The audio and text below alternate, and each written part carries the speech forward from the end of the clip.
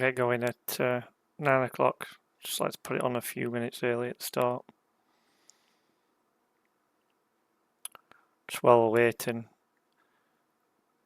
it was interesting that the moment that I did a video explaining to everybody how hard Locutus Trial 5 was, the moment I finished that, Scopely changed the scoring on the event.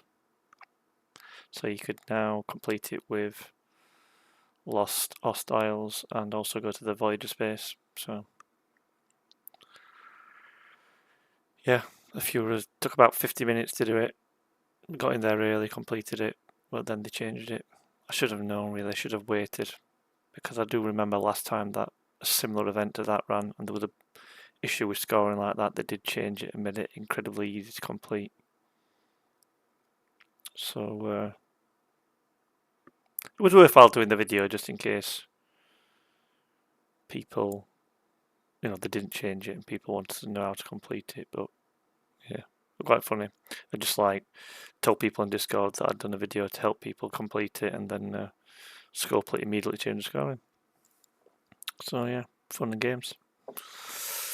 So we'll get a couple more minutes, and then we'll get going. Got a few things I want to cover today, but I'll get that cover it at the start. You'll notice I've changed the schedule around a little bit. I were planning to do the PvP stuff, but I want to make sure I do a good job of it, and I want to make sure I get all the right PvP crews into my infographics PDF, and I want to make sure that not only do I show the PvP crews you can have, but also the crews that work best against them, because then we can do some testing on that. So I'm hoping the PvP stuff will be this weekend, because I don't have a big weekend on, so give me a bit of time to prep and do that. But yeah, so that's going to come this weekend. I'll show you my schedule actually. There's a new game coming out called Frostpunk 2, which I'm going to be playing on Friday, so if anybody's interested and wondering whether they should play it or not, then I'm going to have a go on that on Friday night and record that. Okay, let's get started then. So we'll get into what I want to cover today first. In fact, let me go to schedule. Okay, so this is my Twitch site, and you can see the schedule I've got on. So we're live now, and I want to cover the invasion event. So they've actually, I'm guessing, part of the maintenance that happened today was to make it so the invasion event actually works. Because last time they did the invasion event, there was just no Fatu Cray hostiles to kill, and no one would be able to complete it, so they pulled it. So that invasion event is back, which is good. It means we can get more points towards more ship prints toward the NSEA Protector. So we're going to look at that. We're going to look at the SMS, pretty easy to do. The SLB, which is the grinded event, and the server-wide one. Just explain how that kind of works. So we'll see how that goes. I want to try and multi-ship a grind on that invasion event for a period of time and see how quickly I can score and whether it's worthwhile trying to compete in that SLB, because there's a few big grinders on our server. So we'll kind of have a look at the invasion event. Now I did cover Trellium A on the stream right at the start, but it wasn't recorded.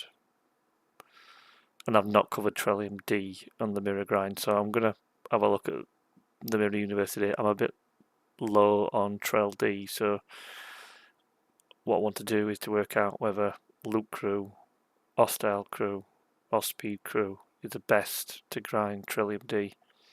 We've already asserted that Loot Crew is best, Speed Crew is best for the Trillium A hostiles.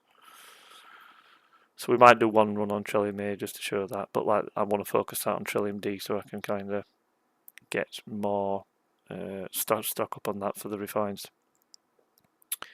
Other thing I want to cover is Nova Squadron. I've not actually put any points into the research on that yet, and with incursions coming up, I do want to get my points in there, because we'll have a look to see how strong it is and the impact it'll have. So my building, I've been leveling the Nova Squadron building, but I've not put any research in yet. They're worth quite a lot of power, them researchers, so it's a bit of a shame to waste it, but there's not a whole lot to use it on. Maybe the incursions event. Hey Red, good to see you on again. How many people we got on actually? Okay, slowly ticking up there now. So yeah, we'll have a look at Nova Squadron, the building, and the research that you can get. And because I won the first Fleet Commander SLB, I fully leveled Locutus, which got me a load of points. So I'm going to have a look at the skills that you can do on Locutus, because pretty soon I'm going to get the extra Fleet Commander spot and stick Locutus in it. Because I kept Kirking because I've got used to the speed now, and it's really, really useful having that extra speed and the other stuff he's got. So we'll talk around the fleet commanders I've got and have a look through Locutus' skill tree in the same way that we did for Fleet Commander Lorca. Okay, so that's today. Probably aim to go on a couple of hours. Sometimes it goes a bit longer than that. So yeah, I did want to do PvP, Red. I just mentioned that at the start. I'm doing PvP Sunday because I want to spend a bit more time to make sure that I've kind of got all the crews documented into my pack and like the counter crews. So I'm prepped to be able to work with someone like you to be able to do them trials and tests. I've been quite busy with work and stuff, so I've not been able to do the prep I wanted. So it's Sunday. So if you're free on Sunday night, then I know I've delayed it a couple of times, but Sunday is when we're going to do PvP. You can see that down here, Sunday PvP crews and research. So yeah, that will come, and I will add it on to the infographics, which is this deck actually that I put together. So it's kind of it's just a PowerPoint slide, but I'm trying to capture in everything that we talk about in one place. And I've had a few people, I put this up onto a couple of Discords and people have downloaded it and really thanked me. And I've got a few people said they're going to follow me and that. So this will just keep evolving. It's like a V1 at the moment, and we'll keep adding to this as we learn new things and we kind of summarize everything in the game in one place. Because like I said, there's quite a lot in this game, old content as well as new content.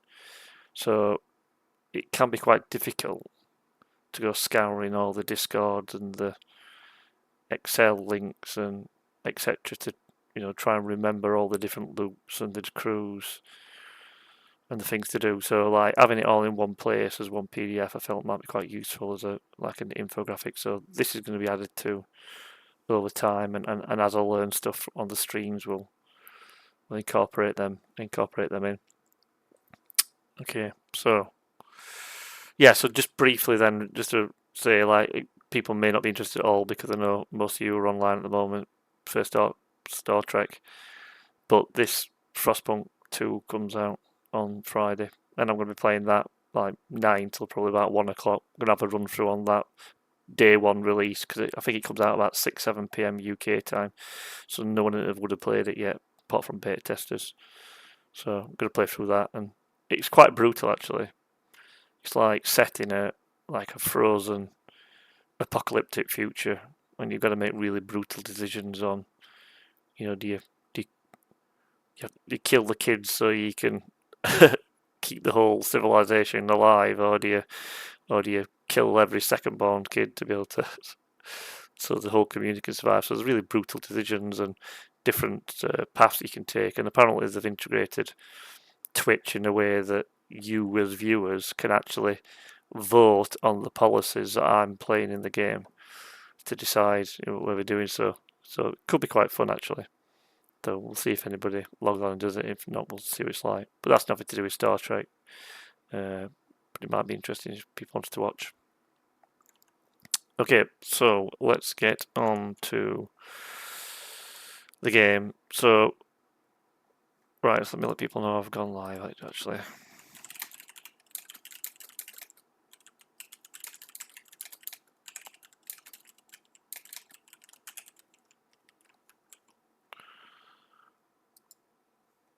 Second, put it on here.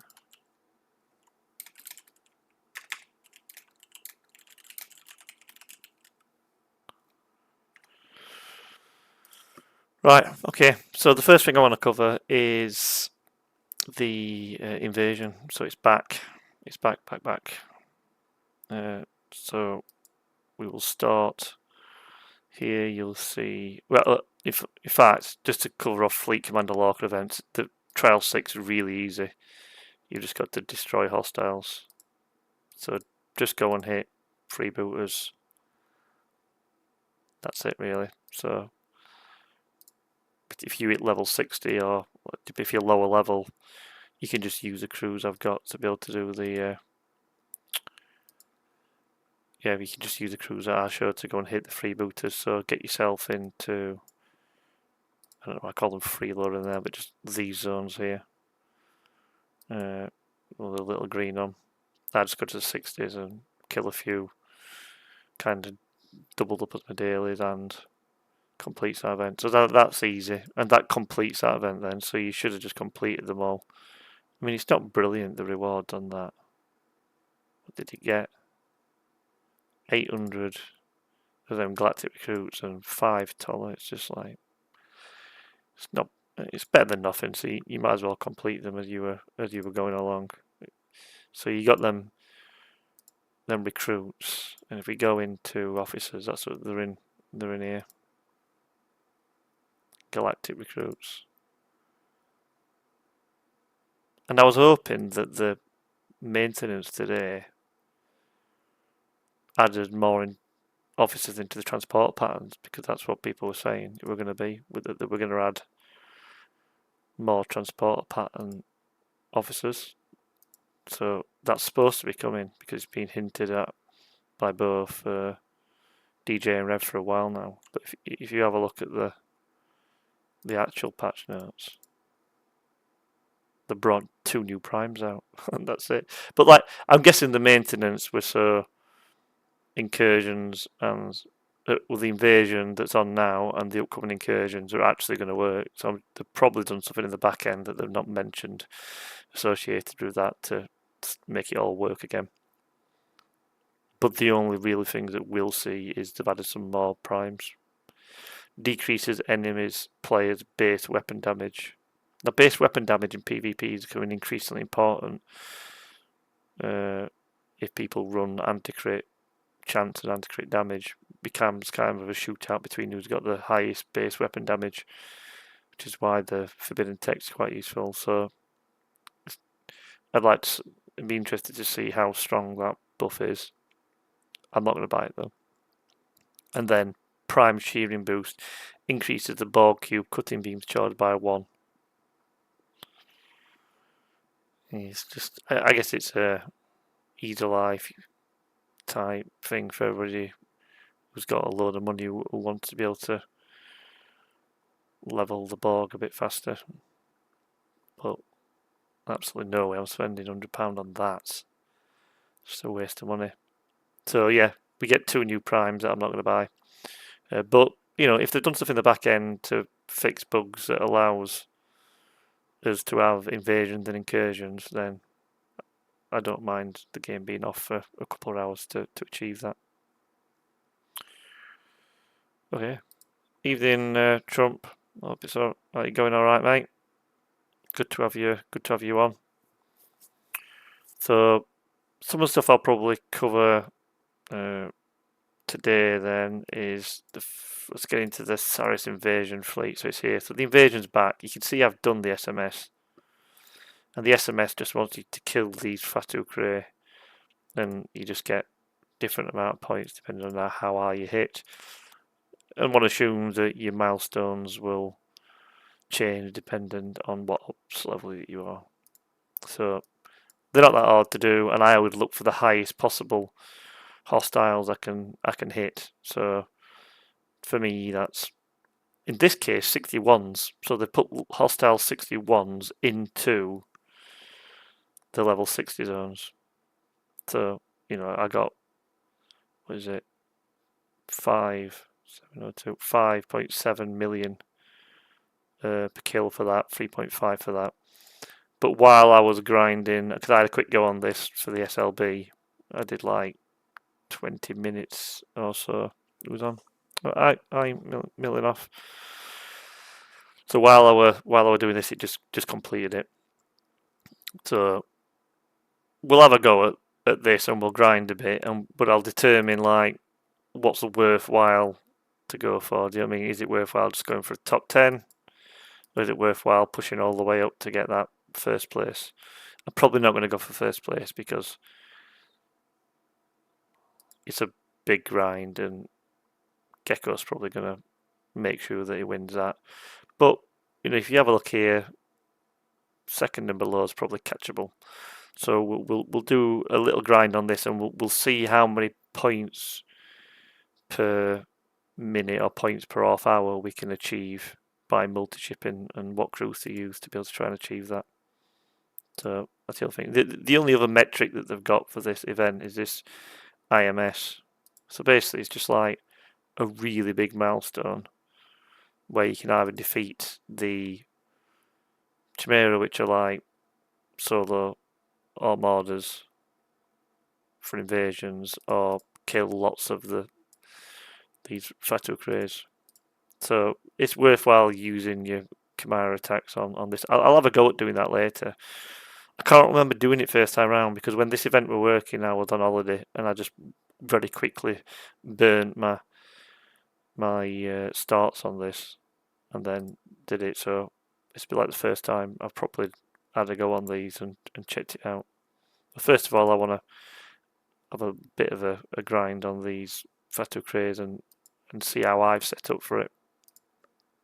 Alright, so first thing you know, you need to find where they are. I'm not quite sure how to help you with that. Yeah, and that's Alexa talking to me. So you need to find where they are. So like I've kind of got 2 marked. So you can find them in here. They've got this little symbol here. And that's where they are. So you can see if you can't hit 60s, then there's 53s there. And there's also some in ROM space here at Intello. There don't seem to be any in regular lower space. So I've actually been grinding in this Intello zone because I know that they are here, so I've kind of bookmarked them. So, it's like any grind event, you need to be thinking, well, actually, the first of all, these drop loot that you can spend in the event store in this scrap exchange. But, well, I first went out in the loot crew, hit 160 and 161, and I totally filled up my cargo of 1.22 million of them Fatu Cray scraps. So that's good that you can fill your cargo really quickly.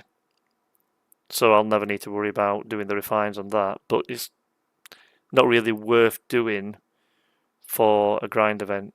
So I've kind of ruled out the loot crew as being something that you'd want to do.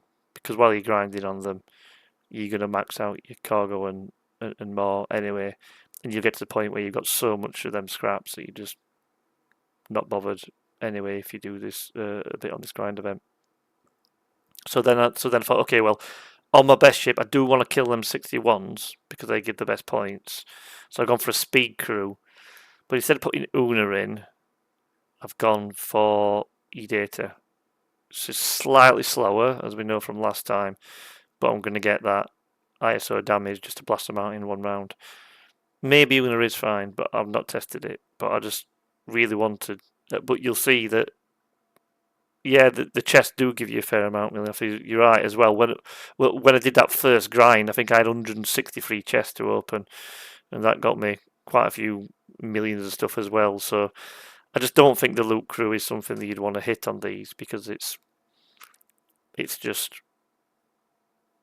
seconds to fill your cargo, and then you've just got a wasted crew. So you might as well have a crew that's either going to hit order if you're a lower ops, so you can hit, get as high up, hit as higher if I had to upgrade, you can. So let's use like Ops 56, and you've got like a relatively new G5 rare, and it might not do that well against 61 and 60s. So you'd be better then to put like maybe an hostile crew on it, so you can go and hit them 60s and 61s.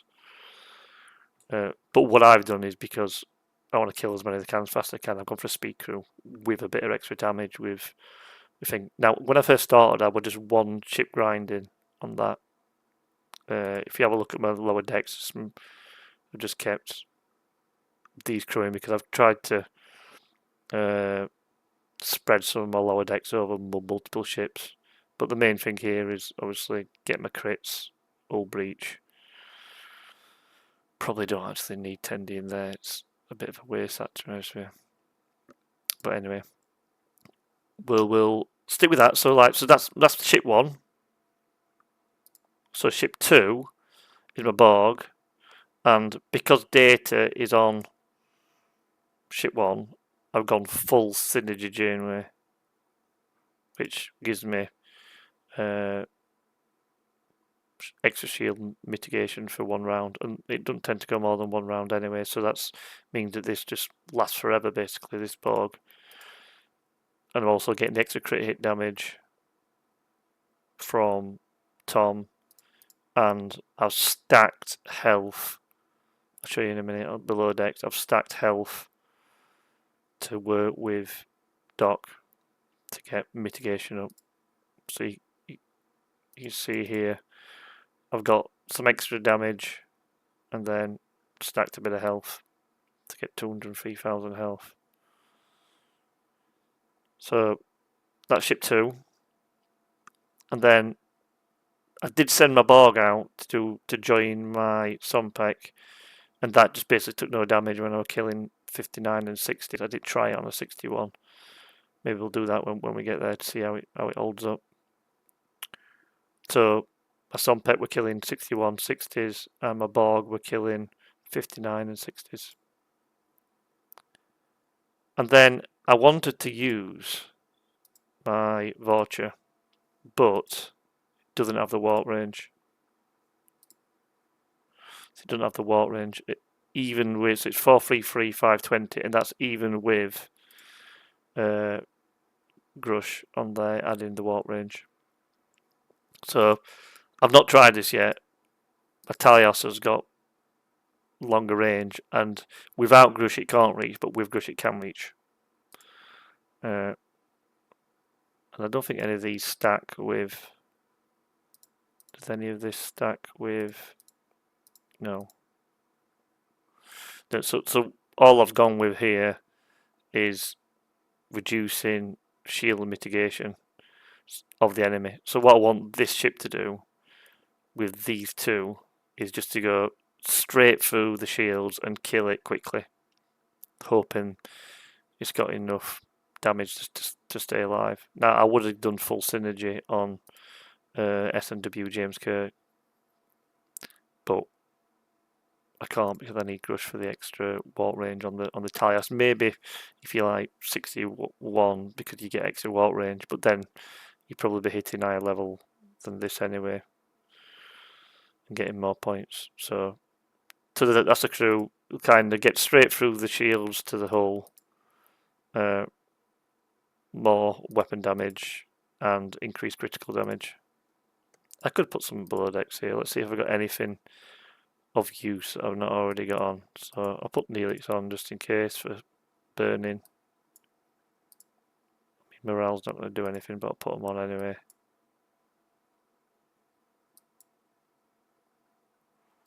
Stick Dezok on, even though I don't think Assimilate's going to do anything. I'll get some extra shield, extra penetration, and where did that go? Yeah, stick them on.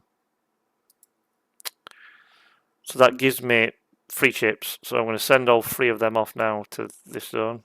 You see, it takes a while to get there. And in case you were wondering, I click on this zone, you see what it said invasion strength? I think that just relates to, did it tell you here? Yeah, it just relates to how close you are to this 42 million milestone and completing it. So we've done 5.7 million of 42 million. We do a calculator on that. So we've done 5.75 divided by 42.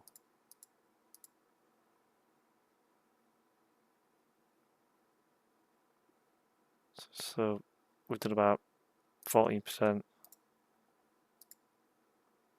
Yeah, 13-14%. So it was 100%. We've done about 13%. And we're down to 8. It's down to 87%. And once that goes all the way to 0, it just means that you've won that invasion. But all that does is mean all it is totally correlated to the. Why did it keep you in there for me? It's totally correlated to this IMS and how close you are to completing it. So when we're grinding on these, we're all slowly chipping away. So we're hitting 58 to 60, 61 to 33. We'll be adding 233 to, let's call it like 300 on average points per kill. You know, no one person is going to get that 42 million, but as a server, if everybody's killing them and doing these Chimera solo bogs, then you should be able to work your way towards it. So let's have a look to see how they're going on the way. Okay, a couple of minutes. What's this news that they brought out? Oh, Alliance tournaments are returning. Now you'll need to work alongside like. I wonder if they fixed the Alliance, well, made the Alliance tournaments better because they were not great last time. Whether you needed to have your Borg refines and your Dominion refines. And if you had them, then you could get like the maximum points. If you couldn't, then you had to do a load of rubbish small ones. So it looks like Alliance tournaments are coming back.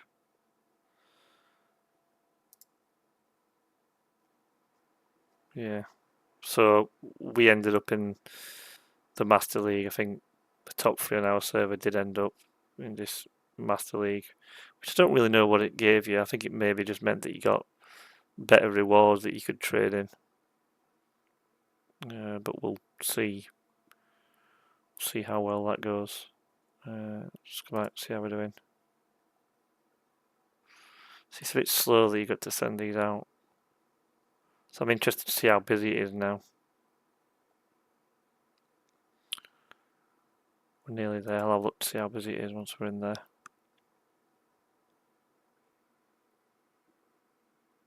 You get a better store, Red. Yeah. Is it just more stuff that you can get in the store? That's what I thought it was. It's like kind of there was, you know. Yeah, I don't think the league's particularly relevant, but I did notice that maybe some of in the store, some of the options that you could choose kind of had you've got to be in Master League or you've got to be in the Adept League or stuff like that. So I think that's how they did it. They kind of restricted some of the stuff that you could get, but they weren't very well received with them Alliance tournaments, which is a shame because I thought they had quite a lot of potential, but most of them were just like buy a Prime and you can get lots of points. Which I know they've got to try and make money somehow, but you know, they should make it so, you know, people like me, Gecko, Self Red, if they wanted to grind and get top scores, they should be able to do that. You know what I mean? Put something in that's going to be an hour's grind, but you know, in doing that, gets you a load of points for your Alliance. It just felt like, you know, you could either game the system by continually refreshing the Alliance tournament events until you got the 2 that you could get max points for free to play, which is what people were doing, and then doing them. You know, it will like acquire so many epic Borg or monsters. I can't remember what it was, but like if you could just keep refreshing until these 2 came up, and then you just click them. You did that until you kind of ran out, and then everybody else did that, and then you ended up in the top 100. And then the people who were right at the top, like one, they were just full of mega whales that were using primes to get all the top scores. So not great, I don't think, that event. Hopefully they've improved it. Okay, so we're in this zone. It's not. There's a few people grinding away. So let me get all my ships quite close together. So the first thing I'll show is that with my speed crew, look, I can kill these 61s. Fine, watch. So hit that. That'll activate Couron and activate all my speed crew now. So you see it's barely doing any damage at all. So this could easily zip around, collecting, doing these. So my Borg, if I hit a 59, I'll show you. So with that crew I've got on my Borg, granted it's 513, but this would work for anybody that does get the Borg to this tier. What tier is it? Tier 11. Might just work on tier 10 as well, because you will definitely have the you see, look, it's doing no damage. Try it on a 60.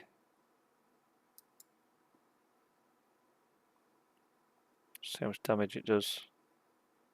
Look, no damage, and then try it on a 61. And then I've got my weakest ship, which I've had to put thing on. So let's start it on a 59 and see what happens. It's not very quick, but if I can grind 3 ships, then you're going to score really quickly. See, no damage for 59. Let's try and get a 60. While I'm doing that, we'll get these going. But look, you can see my Borg's full already, and that's without even having a loot crew. So it's just a bit pointless using loot crews on these. I want to try. Let me try 60 now with that. I think it'll be fine. But maybe a 61's not. Quick look. Yeah, fine. Let's try 61. 61 look quite a bit bigger, don't they? 116 million. 1 billion. So if this kills it, I'll have to send it back. Yeah, so I can't hit 61s with that chip. So I'll send that back. So I kind of know my limit now. On that interceptor, on that Talios, it's 60s. So it looks like it's going to be able to kill 59 and 60s all day, but if I try and kill 61s with it can't. Whereas the Borg and the Sompek can easily just kill these all day long.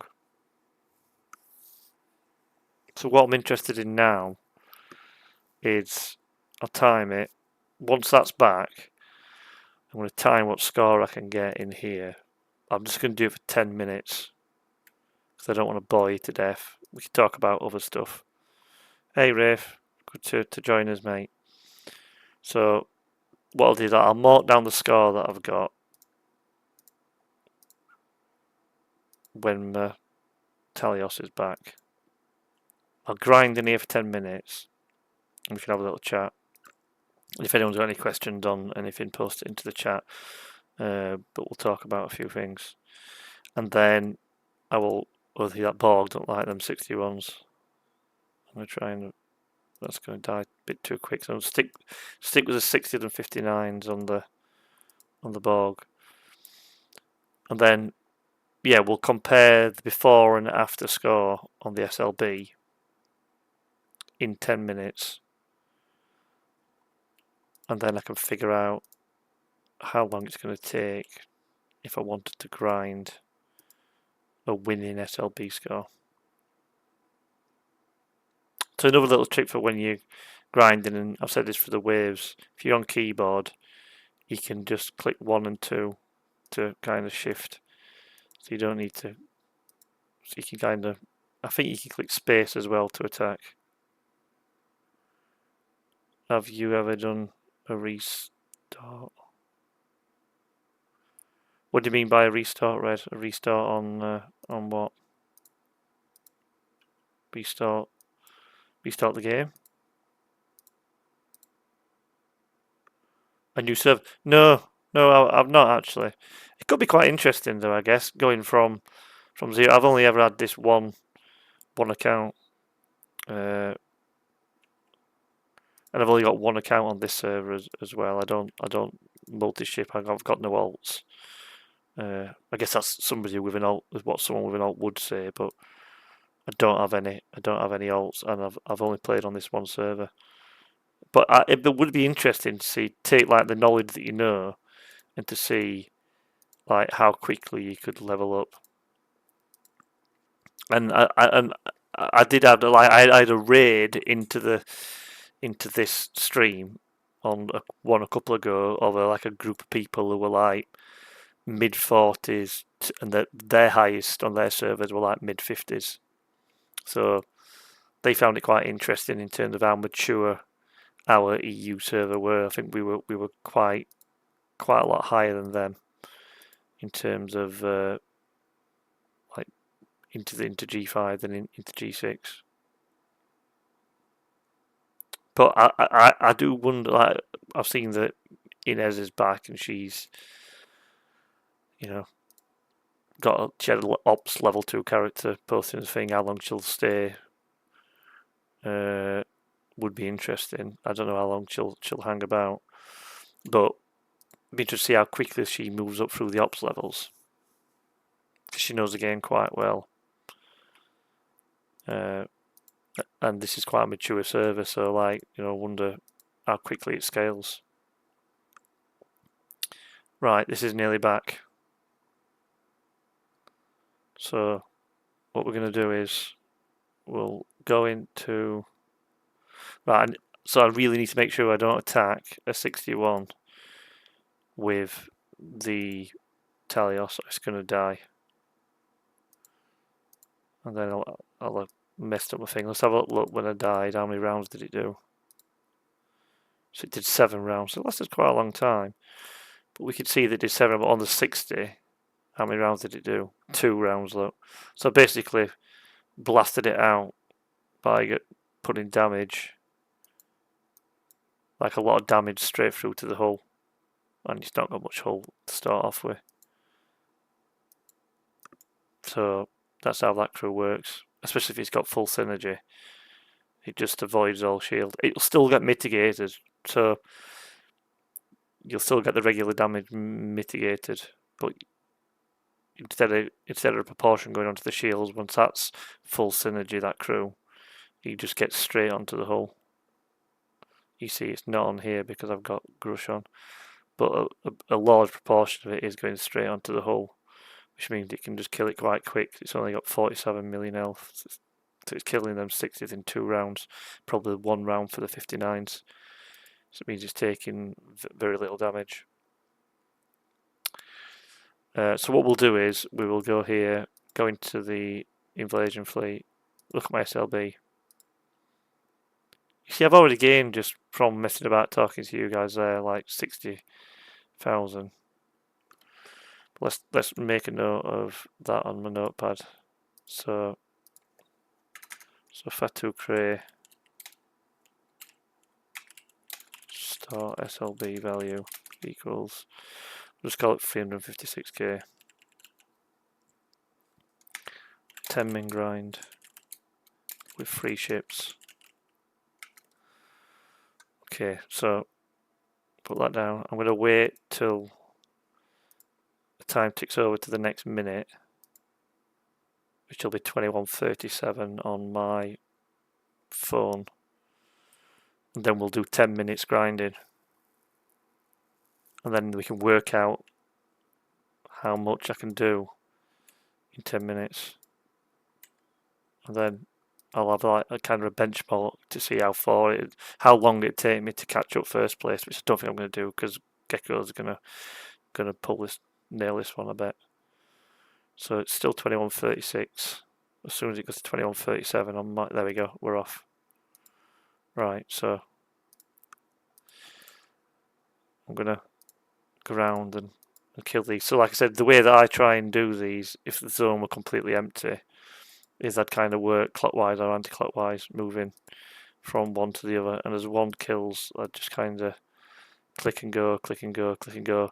You just need to make sure that you don't kill something that is going to kill you. Yeah, I'm 60 to fine on there. And then I'll just like rotate round on these.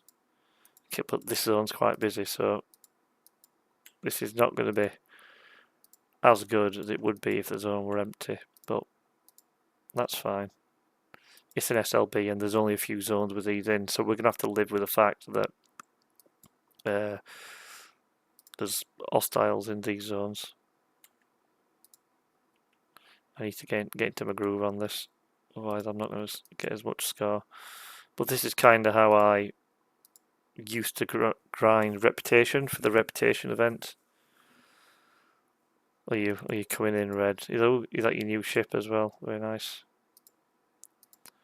So you've got your NT, which is good. Congratulations on that.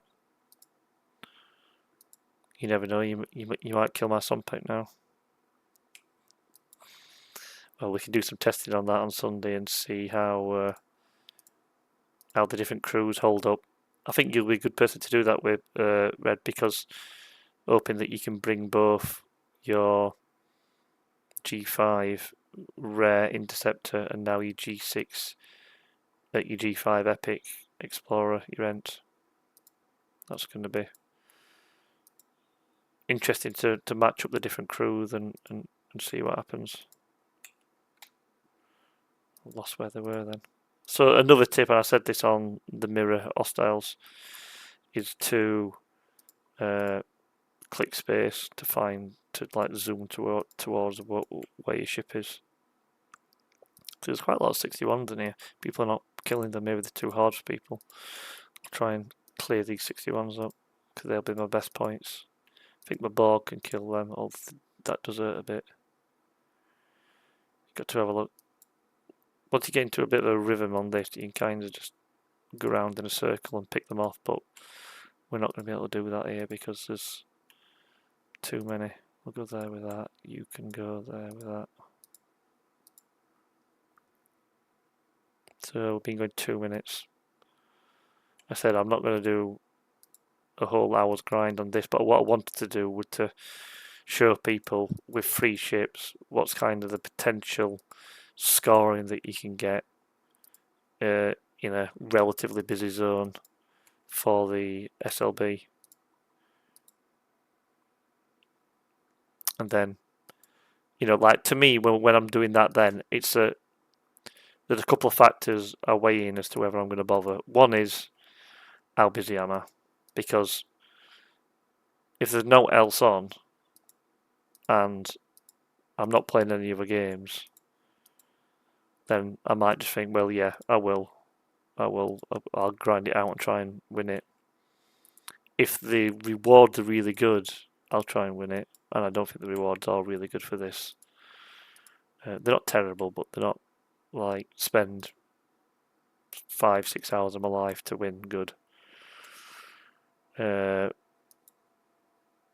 I make that judgment then, and how much other people are going for it. So you can see in this case, like I mentioned, Gecko's doing good in it, and he's really pushing on that. He's up 2 million already. He's had a good start on this already, by the looks of it. He's been grinding for a while. He's probably maybe multi-shipping. I don't know whether he'll be able to multi-ship because I don't think his ops is high enough. He'll have enough ships, but maybe he can. So if you got one person who's just like bombing away with it, it's like the amount of time and effort. It's the same. I apply the same principles with my time as I do with my money. It's like, what's the value of my time? And then you just have to make a judgment against the rewards and the level of effort to where you want to achieve come in the SLB, and just make that decision as to whether it's worthwhile doing or not. But I've got a feeling that I could probably finish top 3 in this, which might net me some of them decent loot to use in the store. So I may end up maybe pushing a top 3, but it depends because there's a few people now 60 and below. Red, do you know if as a 60 you're in RSLB, or are you in now with all the, is it 60 to 70, or is 60 then this SLB? Because I know that you're 60 now.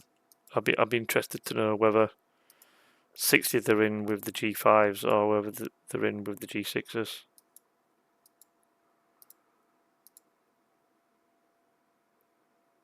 Well, I was above you in the. Oh, okay, yeah, fair enough. So you what 60s are in then? I don't want to waste time on this. Let me focus on a 10-minute grind on this, and then we'll see whether it's how many points I'm going to get. Oh, we're done. So I've got another 4 minutes to go. Probably. You're not. Oh no, you beat me to it. Probably. I'm not too sure whether this is going to be worthwhile trying to win this. I'm definitely not going to try and win it because Gecko's far too far ahead. So you've seen here, I've sent that ship off to attack that, and it's just stuck. And then all of a sudden, maybe that's because somebody attacked it. Yeah, maybe someone's killed it. See, that's the other thing you need to know as well. When it's busy like this, it's a bit annoying because I kind of send one ship off, wait for it to turn red, and then click on it. But if somebody else attacks it, it stops, and then you lose your rhythm in terms of grinding. But I guess that's just what you got to expect in a busy zone, really. If you're grinding reputation out in the middle of nowhere, you just you on your own. Come on, let's focus on scoring here to see what the best score I can get. Yeah, 61s. Yeah. See, it's getting busier in here now. Wasting time finding hostiles to attack. The other cool thing to know is that the Borg, the beam kills them. But the trouble is, you fill up your cargo like within 2 kills, so you can't actually collect the technology distinctiveness. So it comes up as 0 because you're already full, which is a bit annoying. So that can attack that. That can attack that one. Then we got 2 minutes, and then we'll check the score to see how many points to put on the board. And then we can kind of multiply that up and say how long would it take at this rate if I were going to catch first place or second place. Obviously that assumes that they've stopped, which they won't do, will the people will come out and grind, but I think that my because I can multi-ship with speed cruise, maybe like for like over a period of time, I'd outperform them. But it's not very exciting, is it? But if you want to win these SLBs, this is kind of what you've got to do. You've got to kill hostiles over and over again, which is why I'm going to have a go on Frostpunk 2 on Friday, because it's a nice change of pace just to play something that's not attacking red triangles over and over again. But what I like about Star Trek is just working out the best strategies to be able to beat things quickly and win the SLBs or win at PvP. I do wish there were more PvP in the game. They should really do battlefields where you can kind of. Oh, we done. Oh, no, we got 1 more minute left, so let's keep going. Let's keep an eye on that because I don't want to do too much and over account for it. Let me focus on this for the last minute. Right. I don't know what. Let's have a look. Yeah, okay, stop. Okay, I've gone 10 minutes. Let me look at my score. Score now is 491.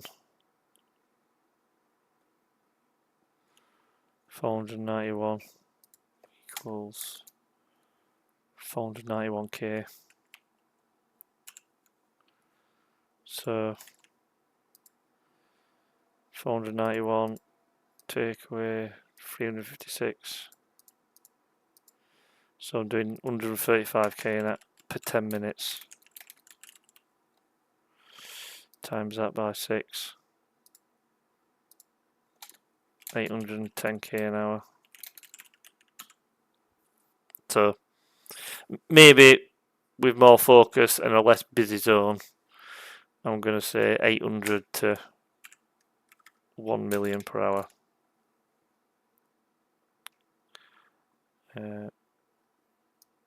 Equal 800k, yeah. Hang on. So let's say less busy zone, more focus, less chat, equals, say, 900 to 1 million per hour.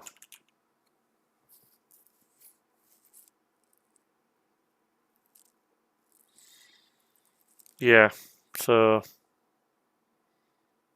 not 900, 900k. I know Red, but we're doing lots of talking. So there you go. So in this event, you could grind about 1 million per hour with free chips. Maybe more if you were really focused. Currently 2.2 million's top, so if everybody stopped within 2 hours, I'd be top of the leaderboard. Within an hour, I'd be second.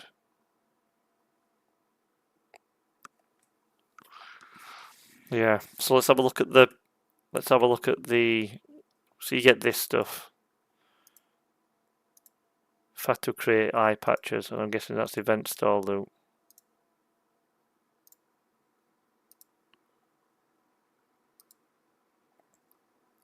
Is it in the invasion store? You use it here, don't you? I've already spent what I'd already collected. So you'd be able to get your protector quicker. And you'd be able to get these Galactica claims, which I like. I spent quite a lot on these Galactica claims. So matters, and for me, I'm in the... Show you. Thanks for joining Matters, by the way. I've seen you on DJ. So if I go into my SLB, I believe it's, well, 60 is the highest. But I don't know what it goes down to, but we can have a look to see what some of the lowest is in here. So red, I know, 60. So that's the top of the bracket. I'm 59. If we go down, let's have a look what we got. 55. So that's the lowest, quite low. 55. Maybe it's 55 to 60. Let's go a bit further down. 57. Yeah, I think it's 55 to 60, this bracket. I don't see anybody lower than 55 at the moment. But if you're 55, you've probably not got your G5 rare, so that's going to be really difficult to win. Because you'll definitely be one good ship down. You probably therefore don't have a Borg that's good enough to get out there. So your G5 uncommon, as I've shown, can't reach that 60 zone.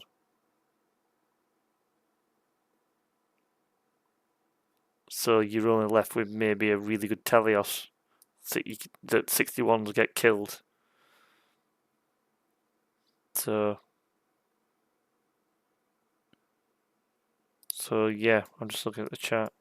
I don't see anybody below 55. Let's go right to the bottom. Let's try like that. Yeah, so it's 55 to 60.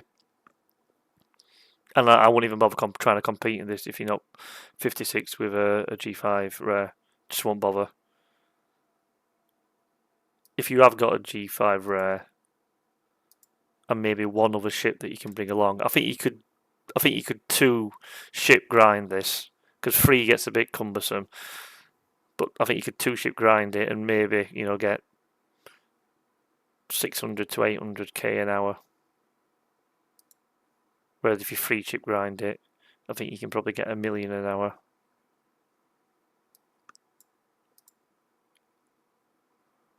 So, yeah. So let me have a look at rewards. So first 25k, so it's quite a lot. So you can see why Gecko's going for that.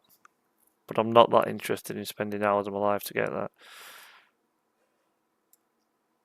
So there's not a great deal between like 4, 5 and like these are all quite bunched up, aren't they? So I mean 6 to 10 and 4 to 5 are very, very similar. So if you're not going to push into top 3, it's not worth going at all. So I think on this one, you either decide you're going to go for top 3 or you just settle for a top 10, which I think is going to be, look down 261. I'm position 61 in that SLB, lad. Yeah. Oh, you're level 51 though, lad. So, lad, in your bracket, is it 50 to 54? Have a look if you can, mate, and have a look. I bet it's 50 to 54. Or maybe it's 49 to 54, because we've definitely got 55s in this. So you are in mine. Alright. Maybe it's just because you're not on the top 100 then. So maybe this is 50 to 60.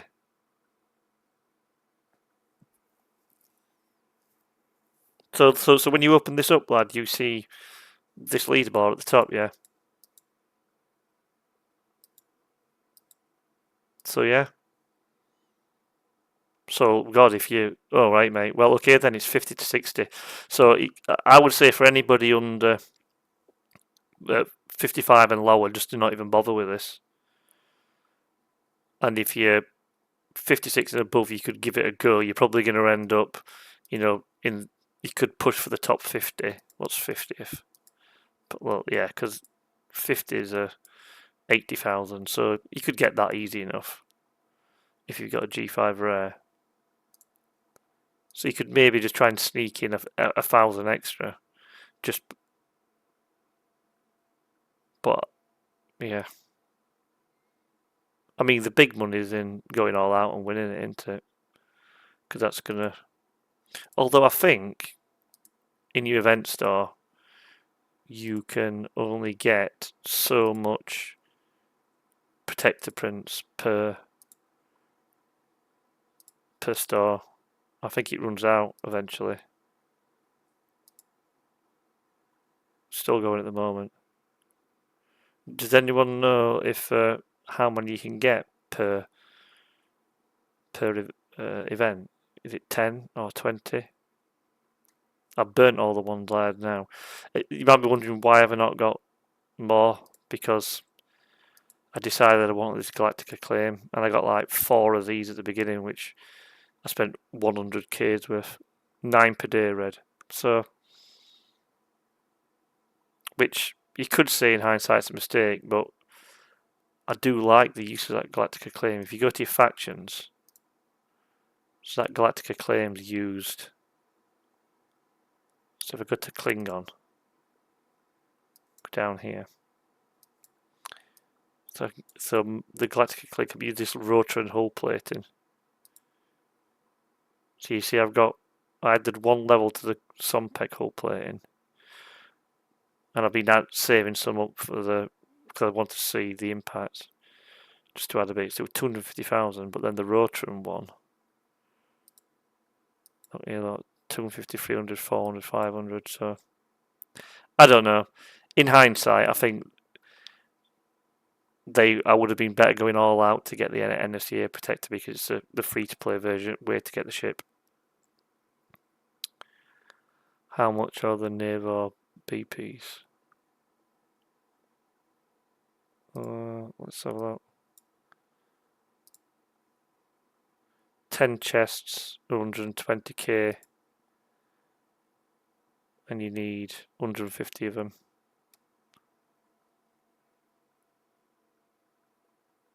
you can see like I've got deep on Klingon. I'm 15 billion to venerated.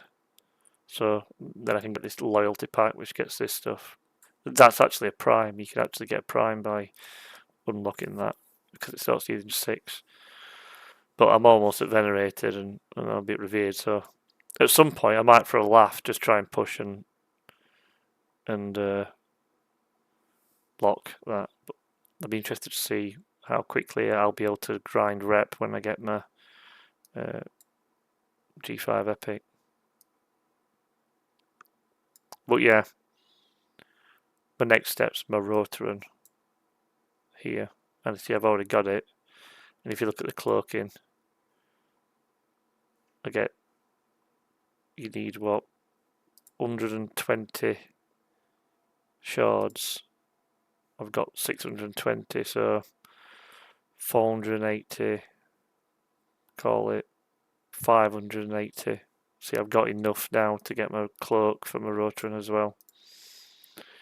So pretty soon I'll build that, I'll have my cloak and I'll put some hull plating on it.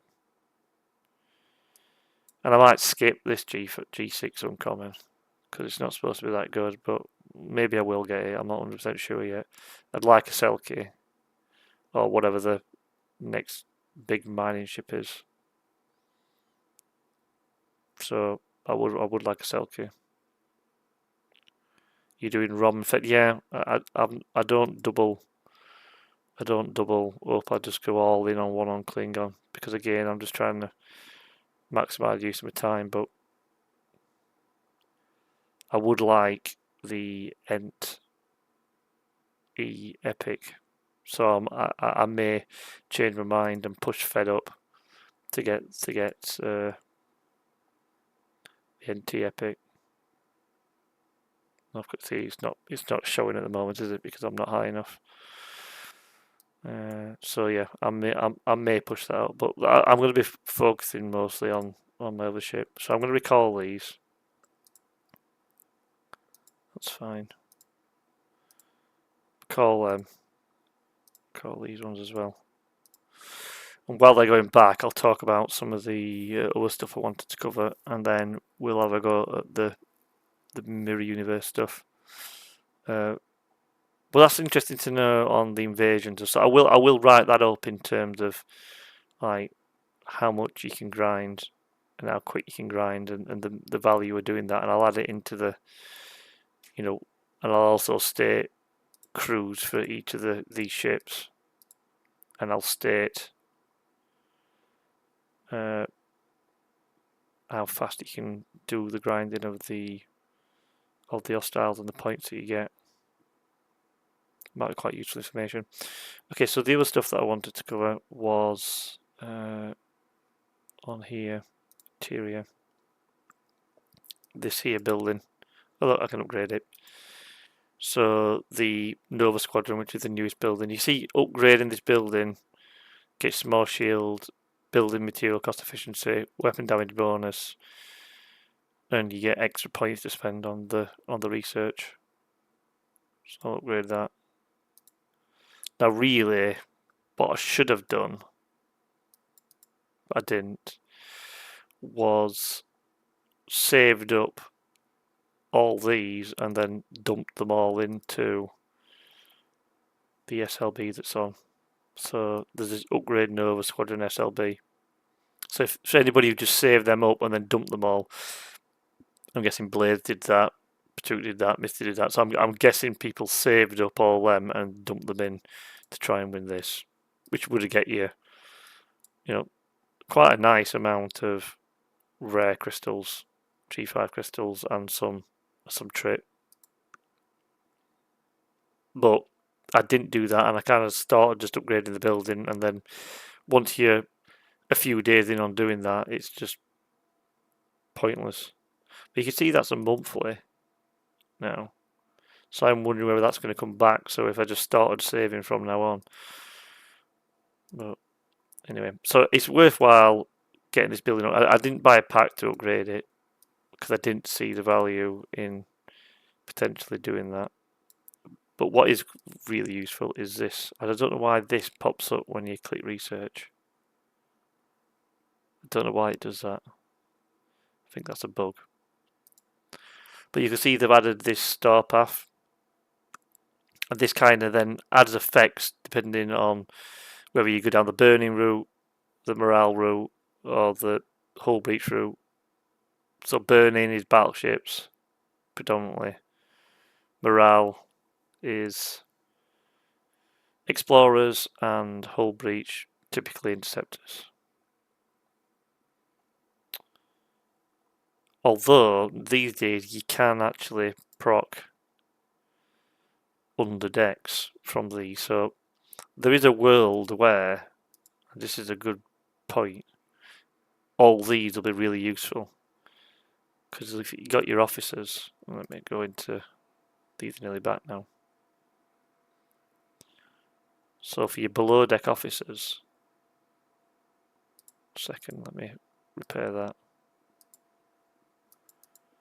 Do manage, assign officers, do below deck. But they don't count in PvP, do they? So, be useful for hostiles, you know, because you've got Torres, non-player hostiles, which applies hull breach. You've got Neelix, which applies burning. Don't understand why Neelix doesn't apply morale, given he's a morale officer on the Voyager. Doesn't make any sense to me. I think at times there was a big hoo-ha about Neelix not doing morale. And then you've got Harry Kim, which does so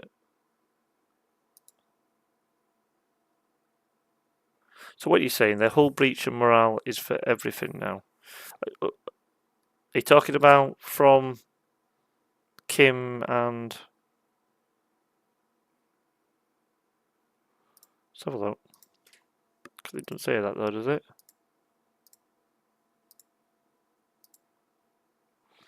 Cancel. What's going on there? It's bugged. Hull breach and morale is for everything now. What do you mean? Do you mean she applies in PvP? Because that says to non-player hostiles or Armada. I didn't think she applied in PvP.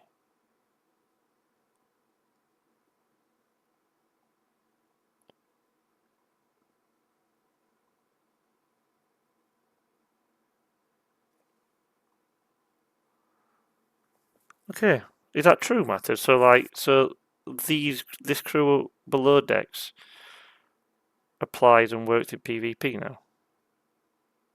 No, those officers won't work in PvP. Okay, good. Thank you. I was like, oh my god, because that would be huge in terms of the synergy with that Nova research. Because you could get burning, morale, and hull breach going under decks and collect all that research in terms of the Nova Squadron. Okay, but you are right though. You can stick these under decks instead of like Tendy and Mariner and get them effects now, which are worthwhile doing given all the artifacts and forbidden tech and favours. So there is a world now where you should do your best to max out them two particular officers and stick them lower decks. Yeah, you're right. You're right. For hostiles and maybe even armadas as well. I would agree with you. You should always get your status effects going. And I said that on the solo armada one that I did last time. We did it on the last stream. We covered all the different crews, and I said you should have one ship at least. So always try to get all the effects going, all of them, for the reasons that you said.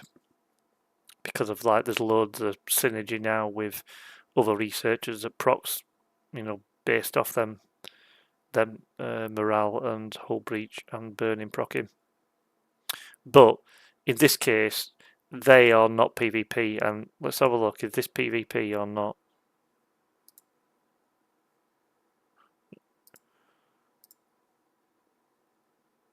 Okay, so these are not just PvP either, are they? Increased acid damage while your ship has morale.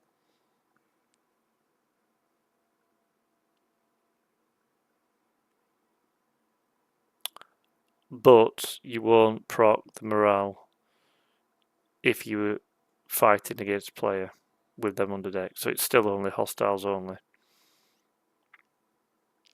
Okay. So I'm going to look at these now from more of a PvP perspective. But that is good advice in terms of, from a hostile perspective, these synergize lovely, don't they?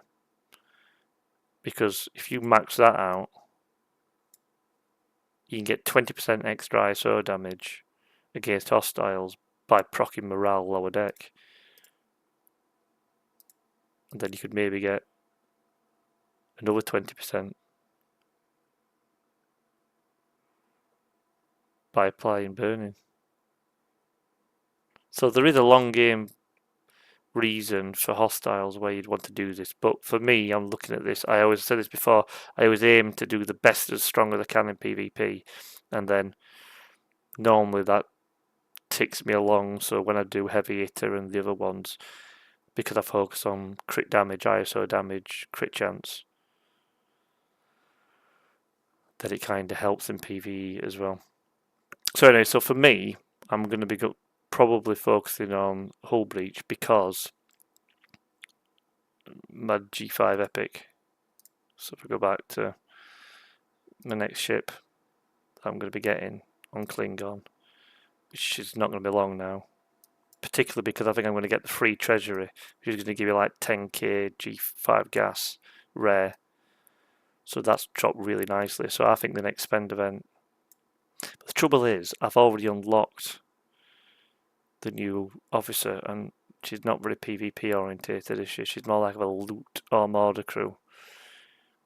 So it feels like a bit of a waste to dump a load of research on her to get it to like tier 1.5. So I need to make a decision as to whether I'm going to do that or. But I do want to get to level 60 now and build that ship because I think I'm about ready for it. But anyway, the point being here is that my next ship is the Klingon G5, the Rotaran there, look, which is an interceptor.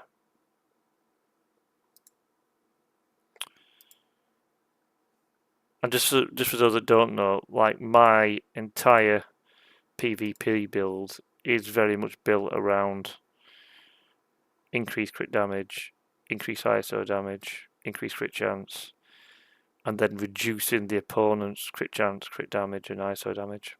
So kind of gone like that. So I tend to hit really hard, really quickly, which is why, as shown on Sunday, it struggles against this crew. Because it kind of takes all the crit damage away.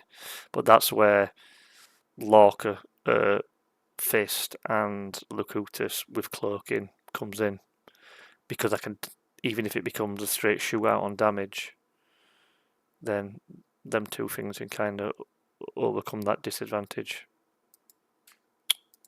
So we'll go back to these, not that one, this particular building, and we'll look at the Nova Squadron. Again, I don't know why that comes up. So I've actually been saving quite a lot of all these. So I wonder, like, from the beginning I've saved this, so I wonder how far across I can get as these, and I wonder if there don't seem to be any prerequisites on these. I could just go straight to whichever one I want. So let's have a look at the one on the hull breach. Increased ISO damage when it's got hull breach. I mean, that's normally priority 1 for me. Increases all base mitigation stats while your opponent's hull breach. I'm going to put that down as the worst one. And reduce opponent's base critical damage while hull breach is active on their ship. I'm going to say that's the second best. So for me, I think the order of importance of these are isolytic damage, crit damage reduction, and then the mitigation.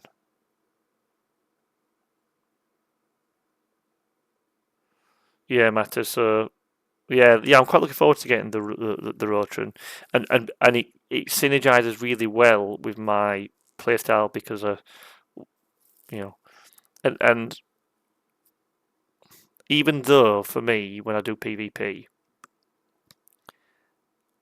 if I'm just fighting one player with a certain ship and a certain crew, I can match up against them and use a different crew to try and beat them. But when you're kind of doing incursions or you're in territory capture, you don't always have that luxury of picking out individual targets and crewing perfectly. So I've actually found that Freeman, Lorca, and Worf is still really, really good. But it just means that you need to avoid your Achilles heel, which is the anti-crit crew. And then if they come for you, you need to warp to the other zone and then go back, recrew, come back and kill them. And then what I then tend to do is then go back and put my Freeman, Lorca, HGW crew on.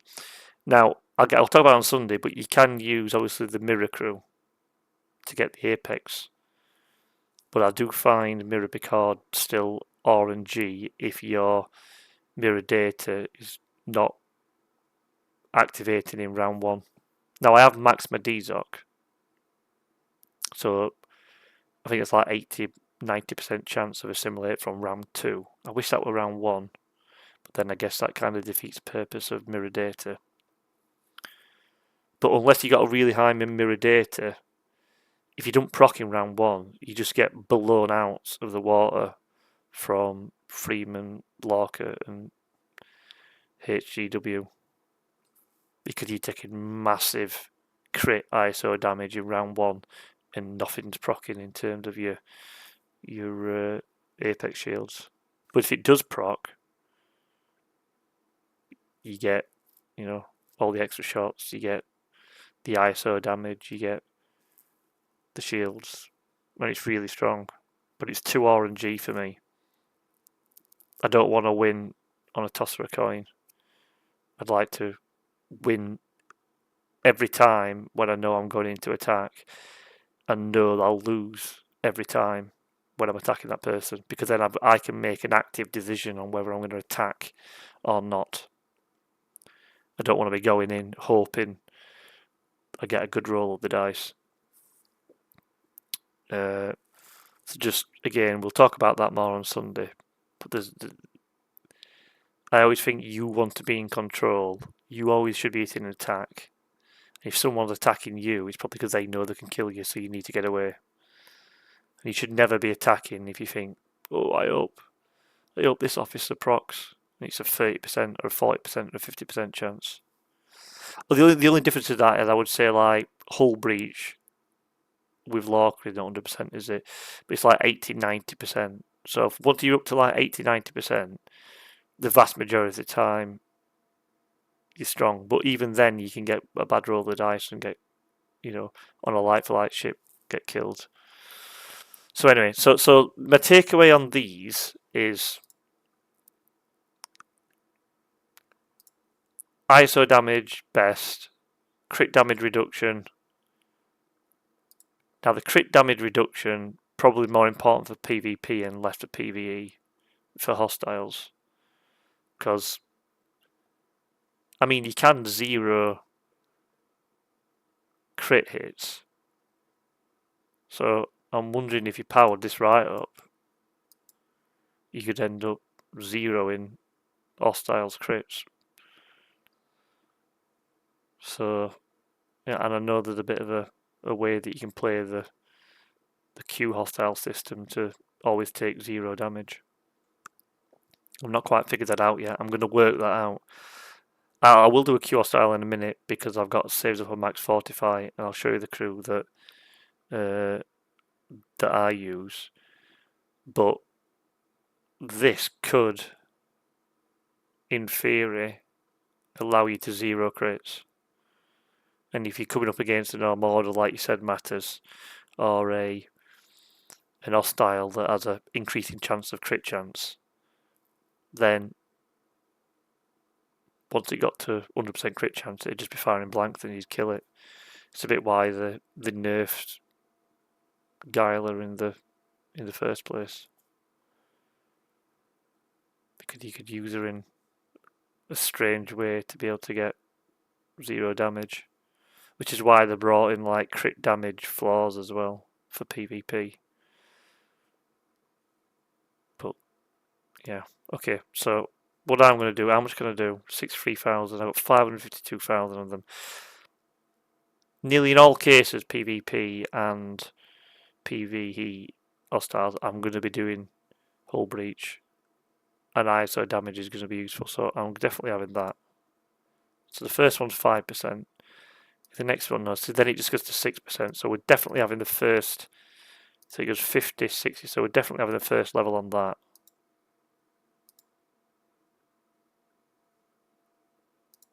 And then does this jump up in bigger? See, I won't mind taking that to 100, although this is really important. What do you think? What would you guys do in the chat? Would you go all in on the damage, or would you put a bit on crit damage reduction? Because the only thing I'm thinking about crit damage reduction is because on my mirror research, I'll show you, I won quite a lot the SLBs, and when that mirror research thing comes out, so I've got, like, in terms of crit damage reduction, look, common crit damage reduction, I'm up to 8, which is high as I can go. That's 36%. I've got uncommon, which is the uncommon one. Oh, it might be under rare. I'm sure there's another crit damage reduction. So we got a common crit damage reduction. So that's crit damage. No, so there's none on there. There's another one in there. There's none on rare. And there's none on epic, but there is on the premiums. So look, crit damage reduction. So I've got that at 100% there. Now to get more in that, I've got to get this premium positive FKR up. It's just painful. It's a horrible gate to get my next level of that. So instead, I'm kind of slowly working my way to premium isolated defense. And once I've got to this premium isolated defense, you can see I'm not too far off. I'm then going to increase that so I can max out this. So it's reduced critical hit damage of players. So my aim is like to really increase my crit damage as high as possible and crit chance, and reduce the opponent's. There's some research, but mostly happens from Daemon. I know on intercept strike team and prime hull. See, I've got the prime hull beat resistance. What tree is that in? Prime, the hull beat there. So that gives me another 150%. But if you think about it, so it's 150%. That other one there is like another prime, isn't it? So this.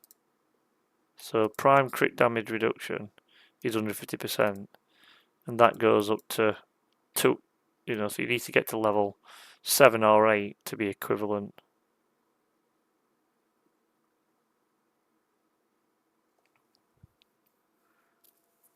So it's like another prime. So it's just adding more and more on. So I've got 100 and so because of hull. No, but that's when you got hull breach, though, isn't it? So the difference between them two. Let me go back into it because this is important for PvP in making these decisions. So let me go back to this one. It's a really important difference. So this says decrease opponent's critical hit damage 3 rounds if your ship is hull breached. So if you're fighting an interceptor or you're fighting somebody with Freeman, Lorca, HEW, then they give you hull breach, then you decrease their crit damage. So this was the way that Scopely brought in to try and reduce the importance of that Freeman, Lorca Wharf crew, because that was the only one that was working. So they thought that if you're going to use that, then your crit damage is going to be reduced by 150%. Which is why I tried try to offset that in the mirror tree by adding my own crit damage increase. So if we have a look here at my crit damage, so look, there's a crit damage one. Crit damage versus players, 22%, not brilliant. There's another one there. Again, it's over here. Crit damage versus players, 50%. It's not that that doesn't offset it, but it will go some way to offsetting it once you get that up. So you've got to, and there's other favours and other things in there. But you are right. As an interceptor, let's say, and using that crew, I'm losing 150% crit damage for anybody who's got that hull breach prime.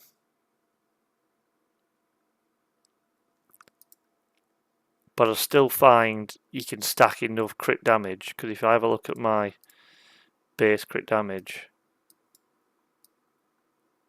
attack, you know, I've got 445% base, and that's not including all the other stuff that's out there that says if fighting players, you know, if hull breach is on, if this and if that. So I bet that could be up as high as 1,000%. And I will do a stream. I'll add all that up to show what I've got. So it might go from 1,000% down to 850%, but it's still really, really high. And then obviously then that gets multiplied by your ISO damage, and it just does huge hits, which is what happens on the Q hostiles, which I'll show in a minute. So what I like about this one is that, well, hull breach is active on their ship, so you apply the hull breach, and basically you can give them the same as the hull breach prime. So if you get this up to level 7, let's say 8, then it kind of cancels out the effect of that hull breach prime if they've got it, which is good, I think, because then it's kind of a ceteris paribus, as I'd say, you know, all things being equal, it means that it'll level out that impact, so that it'll have less of an effect. So I think that's quite good. So you apply hull breach to them, you get a reduction in crit damage, they get a reduction in crit damage. Ceteris paribus. Move on. Let's have a look at everything else that you've got. ISO damage, other crit damage, ISO defense, etc. So I think that's important, but this is really important as well. It's like, where do I put the points on these two? But I don't think this is worth it at all, because I know it's marginal gains, but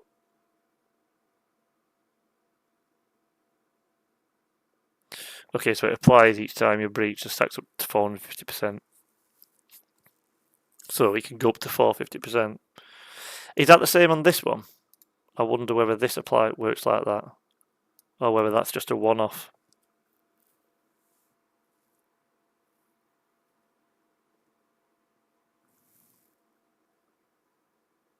Yeah, I mean, it's super strong, that prime. If you're into PvP, you've got to have it. I don't like paying money for the game, but like that prime is really, really important.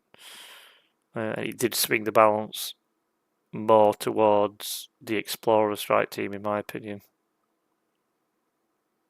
But there's so much other stuff going on that it's quite hard these days to work out what's best or not. All I can do is say, like, do I win more often when I attack something than I lose? And I very rarely die to anything but really big, strong G5 epic ships with my G5 rare. That's normally because I just blast them out with crit damage, even if it's got that, even with that prime. But that is good to know, Matters. I didn't know that stacks as well. So it shows how even more powerful and important that particular prime is. It's good to know that. I'll write that up. I'm not sure many people know that. So I'm gonna put a bit more into this, because I want to get this up to 63k. like to get this to an extra 10%. So I'll get that to 10%.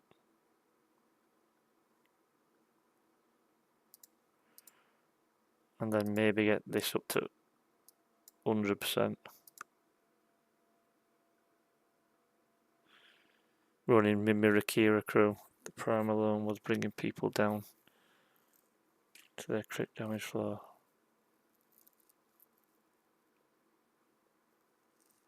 Yeah, especially at higher levels, that's really important as well, isn't it? Up higher, on higher tier ships. I've not seen many people run around using Freeman, Worf, and Giorgio, and if they have done against me, they tend to die. So maybe that works really well. But you got a bit. I wonder whether just to go into ISO damage for now.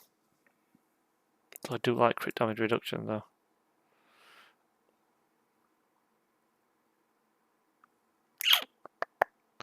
It's 63k for that one. How much is this one? So there's always 63k. So 6, 12. I'm not going to be able to get another 3 out. I'm going to get 2 more. So I can get to 12, 14%, or I can get to 70%.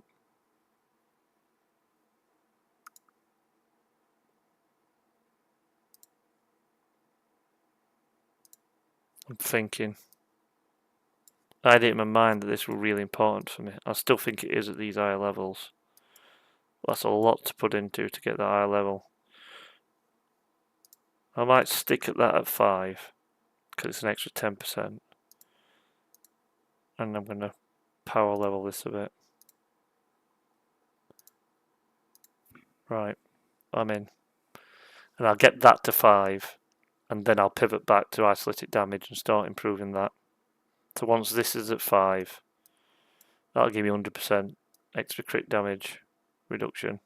And then I'll pivot back to isolated damage, continue working that one up to 10, and then I'll go back to there.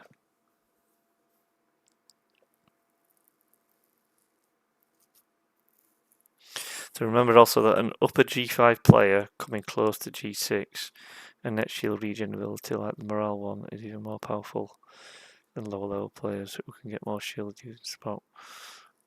Yeah.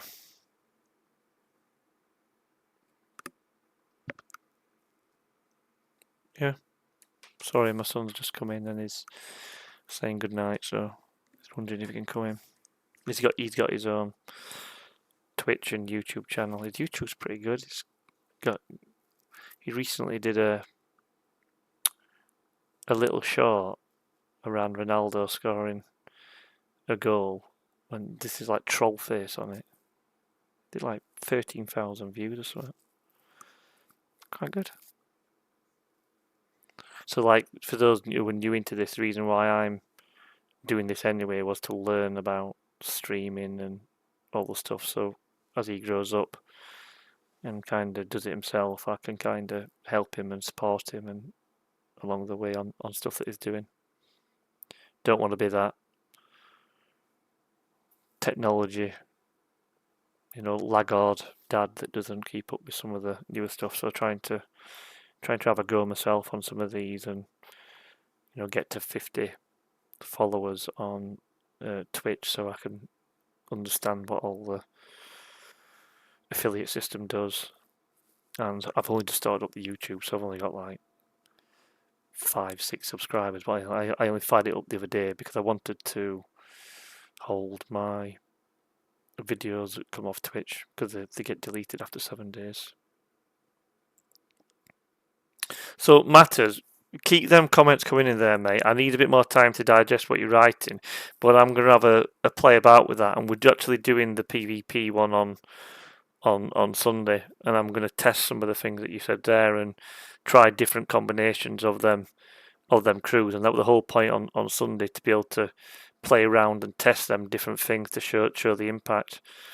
Because like I said, my entire build has always been around as much crit damage, as much crit chance, and now as much ISO damage, and just like kind of power past any debuffs that people might apply to me. So yes, you're going to reduce me down, but I'm just going to go past that. Now, there is certain strike team officers where you just can't get past that, and it just turns it into a straight shootout on damage. But Lorca's Fist is really good for that because it adds 13,000% extra damage. So anyway, so we've done the star path on that Nova thing, so I'm quite happy with that, and I wanted to get that done before Sunday because I wanted to make sure I've got this done in the back pocket for when I do the actual testing on the PvP. So the other thing I wanted to do was look at my fleet commanders because I've got Lorca, Kirk, and Sloan in at the moment. I'm going to get this, and I'm going to get that. So I'm going to put Locutus in. And again, the reason why I like Locutus is because of when I cloak, it does. So first of all, I'm getting the extra piercing, the extra mitigation when cloaked. I'm getting 134% extra crit damage while cloaked. And then critical damage against players for interceptor. So when I get my G5 epic, I'll power levels it to whatever I can get it up to, maybe like 84, 90, maybe level 13. I don't know how high I'll be able to get it with my thing, but at least like an extra 60-70% increased number of shots against players for interceptors. So an increased critical damage again, another 87%. So the reason why I want Lorca in here is because cloaking and attacking not G6 epics, that's just not going to work. Cloaking and attacking G5 epics is superpowering my critical damage and ISO damage from this particular tree on this side. So what I wanted to do now is just have a quick review of Lorca and his skills and say, because you'll see I've got 13,000 points to spend because in the last in the last fleet commander event, I kind of maxed him out, so that gave me a load of points.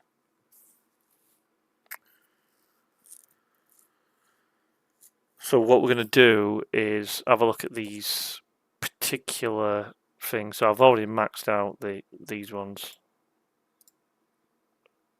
This one, just for people's reference for the future. So increase piecing against players, max 200%. Increase all mitigation stat against players, 350%. So I've got that maxed. Increase damage while cloaked. Now that's just base damage, so maybe I might swap to that. So there is at some point, because like I do think base damage is becoming increasingly more important if it becomes to a straight shootout once crit chance goes away. So there could be a world where that 450% might be useful, but at the moment I've got it on the mitigation. Again, more mitigation set. I think that's always on, but it's quite a lot of points. This one is critical damage while cloaked against players, and this is damage against players. But you got to select one of them. So out of them two, I think it's a no-brainer to do critical damage against players while cloaked. I've got Lorca and Locutus matters, so like I've already got Lorca here. So I did a whole stream on 5% net in terms of on the damage one, which I know doesn't seem like a lot, but it all adds up, I think. I've already got Lorca and I've got the skill tree on here, so I'm not going to go through this again, but I've kind of will be adding more points into this guy as and when I can. I think he's really good. Then I've got Kirk in, like the impulse speed's really good on Kirk, and he's got other good stuff. Sloan has got some good stuff. And then I said I'm gonna slot Locutus, and then I just put in Spot when I'm upgrading. Yeah, it is. I'm at, as I say, it's just incremental gains, and you could just say, well, it's not worth it. But if you get lots of little researchers, they eventually all add up. And those people who say, well, I'm not going to get it, and I'm going to put it into my ships, and I'm going to get my ops and ships level really high. They're just paper, you know. I kill like 1.5, 1.6 billion G5 epics because they're just paper on research.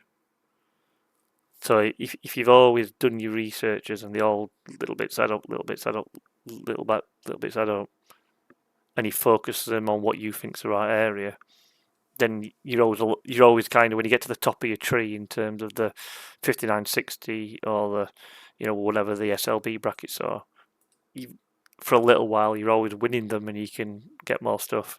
And then obviously you drop to the bottom once I come up against level 70s. But then you just got to kind of pick and choose which of them SLBs that you go for. But I do agree with you. You've got to, you've got to now. You see, I originally kept, like, I had Locutus there just in case I came up with PvP. But then I put him in when I did like the speed crew tests for obviously this. And now I can't live without that extra 40 speed. Yeah, I just like it.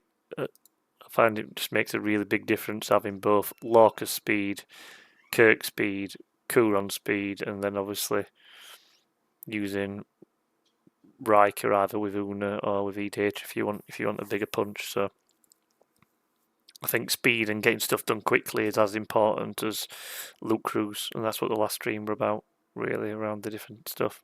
Let's go back to Locutus. If we look at the skill tree.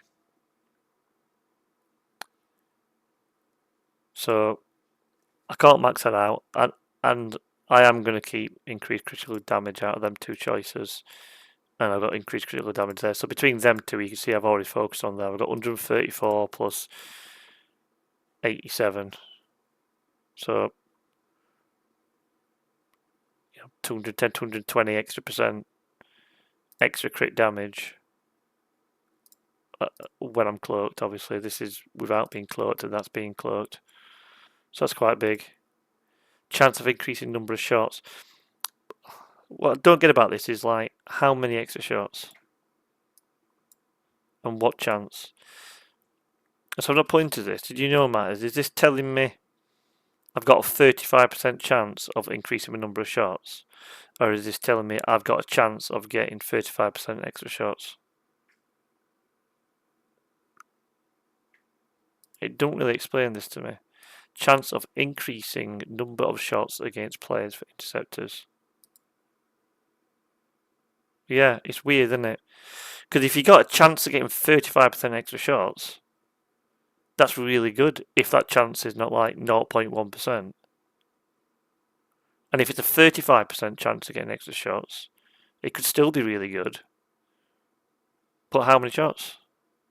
So, I think this needs testing to understand.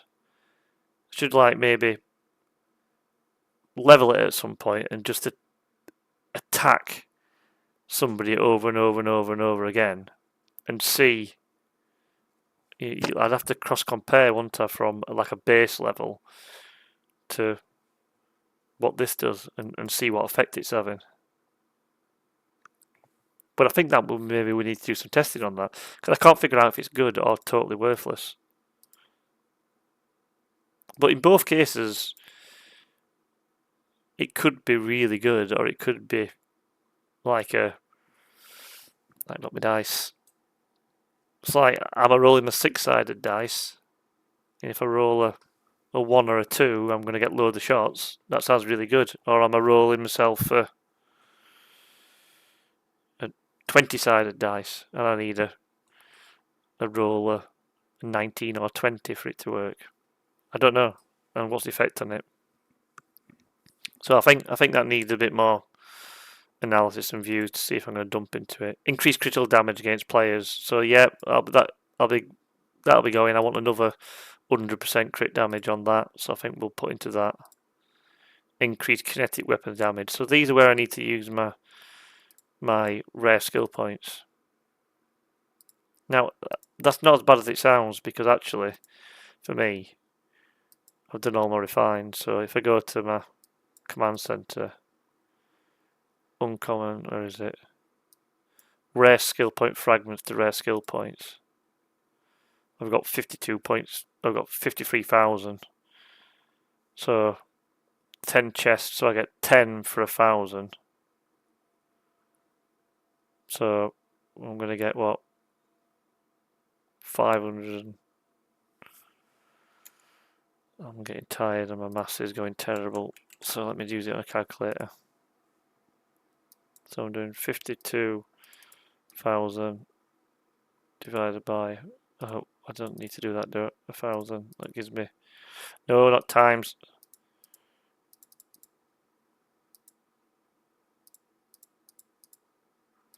So I'm going to do 52 pulls of that, of which I get 10. That's what I'm trying to work out. I get 10 then. So I've got 520 skill points. Can't believe I needed a calculator for that. Sorry, it's maybe getting a bit tired. So let's go back to, so 520 skill points. And how much are these? So like 20. So yeah, so let's see, is there any more that needs rare skill points on this guy? No, no, no. Yes, max shield health. Okay, well I do want to increase that, so I will probably take that to the max level. In fact, that's always on, so I'm going to do that now. And again, people might say, well, why are you getting shield health and hull health? But it's just incremental gains. Like, when you compare, like, my Sompek at tier 8 compared to other people's tier 8 Sompeks, you know, you see him in the 550, 600, maybe 650 range. It's just because I've like tiered on crit damage, hull, shield, and damage in lots of little incremental gains. So I am a believer in. Now, in fact, is that FC event still on? I think there is, yeah. But you spend, because you get points, don't you, for spending rare skill points. But I've already, you see, I came first in that event. So it might be worth burning some rare skill points now to see if I'm maybe finishing top 50. What points do I need to finish 50th in this? I need 1.65 million. I get 13,330 points per rare skill point. So 13,300 times by, let's call it 500. So I get 6.65 million, which is going to put me, if I spent all of them, which I won't, it's going to put me in top 20. So I could maybe get 11 to 25 by spending them skill points. So let's do that then. Let's spend some of them. Although, if we're going to do that, we need to look what everybody else has got on the always-ons. So we'll check the always-ons on the other fleet commanders as well to see if there's anything better spent on the ones that I don't have on. So I don't know why I'm in research tree. We'll go to refinery and we will go to command center. Oh my god, this is going to be boring. Why are they not slider for this? Oh, let me get up to, say, 100. Oh, why is there not a slider for these? Maybe Scopely didn't expect people to hoard 50,000 rare skill point fragments. But you do collect these every day from doing your refineries, so people should be getting lots of these rare skill points. I think if I remember correctly, you just got to do your Q hostiles 5 a day, and then you get more than enough stuff to get all them refineries done. These should just stack up. So let's get to 150, and then we'll go and spend them somewhere. Because I might as well get something for spending these rare skill points. Now you might be thinking, why are you just not spending the Locutus points? Because you don't get any points on the Fleet Commander event. You don't, but for every level you apply on your Fleet Commanders, at least it used to work like this, on research events, on stuff like, in fact with incursions coming up, there's normally a research event, and each of them kind of count as researchers. So I think it's an ALB. I can't remember if it's an ALB or an SLB, but either way, you can kind of level up, use the skill points on your Fleet Commanders for that ALB stroke SLB, and make best use of putting skill points into your Fleet Commanders. I always try and find a way to spend them points and get something for them. No, it's okay. Matters. Just saying that we're gonna spend some of the rare skill points. So what we'll do is we'll go through where rare skill points are needed. You see, I've not put much in spots. So let's have a look. What do these need? Rare skill points. Trit and Sigma. No, I'm not bothered about that. Not yet, anyway. So these are not. It's just the always on ones to check.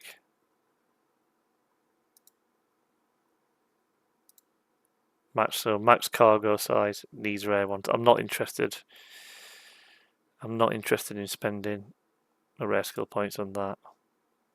Okay, so Spock's a no for rare skill points on the always on. About 7's always ons.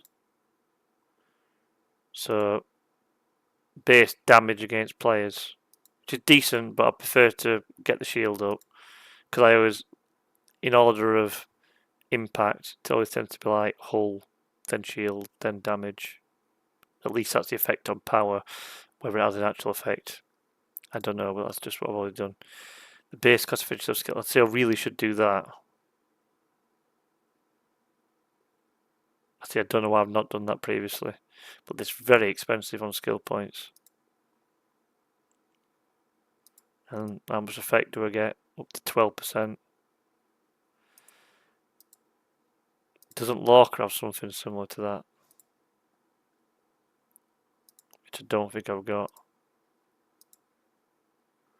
I don't know, I can't remember. Right, for now I'm not going to put points into that, but that's probably his. Oh, Janeway has shields, I don't know, always on. Yeah, so the Janeway has shields, but I don't have Janeway. Look, it's the only one I've not got. But Lorca has, Locutus does as well. But let's have a look at the rest of 7. Always on, always on. Yeah, so we looked at the base damage, which is decent, and that's the efficiency. So that's a candidate if I run out of stuff to do elsewhere. So let me look. Lorca doesn't use rare skill points. Let's have a look at Kirk's. Energy weapon damage. So that's, I don't think, as good as shield. Now, all health would be good, but I ain't got Kirk skill points. But that's fine, because we can go back to my command center. Can I get more Kirk skill points? 4,000. A few. Let me do 100. So how much? Oh, that gets me some points as well in the event. I'm surprised that gave me points in the event. And that's taking a long time. So I get 1,000. So let's see how, because I think that's going to be worthwhile having the extra hull health. So let's go back to Kirk. I don't want the energy weapon ones. The extra hull health. So it goes 175. It's 210, 250, 290. So that goes up quite a bit. And how much points does it need? Upgrade that. Okay. So I'm gonna have to. I'm gonna dump all that into Kirk for now. Let me go back to my refinery and we'll get load of them Kirk points. Kirk, make sure we get the right ones, Admiral Kirk. So let me do 3 of these. No, I don't see, I want to be careful because I might max it out and then have a load of Kirk points that I don't want to spend. So I'm just going to be a little bit careful here. Maybe do, oh, it's fine. Let's just get all Kirk stuff.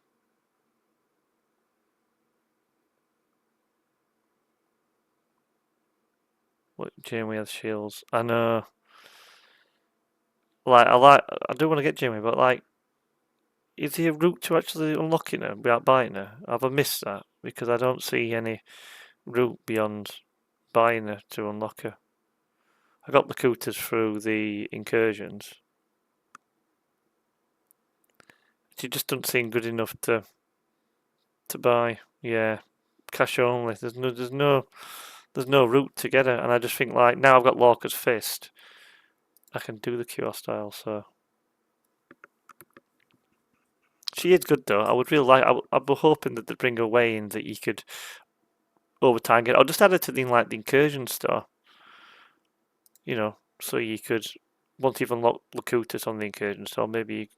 Oh, not incursions. It was Locutus via the Borg event. I can't remember it. One of them two. But I definitely got Locutus free to play. So let's go back into Kirk. Let's get some more hull health. It's always on. I'm gonna have to go back and get more of them now. How high can I take? I wonder if I can take that all the way. Let's get some more skill points, rare skill points. Refinery, commands. It's a bit of pain how you gotta move from one screen to another all the time to do this. So let's get another 1,000, because I can use these anyway, so let's, because they're not doing any good just sat there as fragments, so might as well turn them into skill points. And this is contributing towards that SLB, so maybe I will get some premium mirror dust to be able to spend. That might get me one more. I doubt it though, because I'm best I'm going to finish is top 25.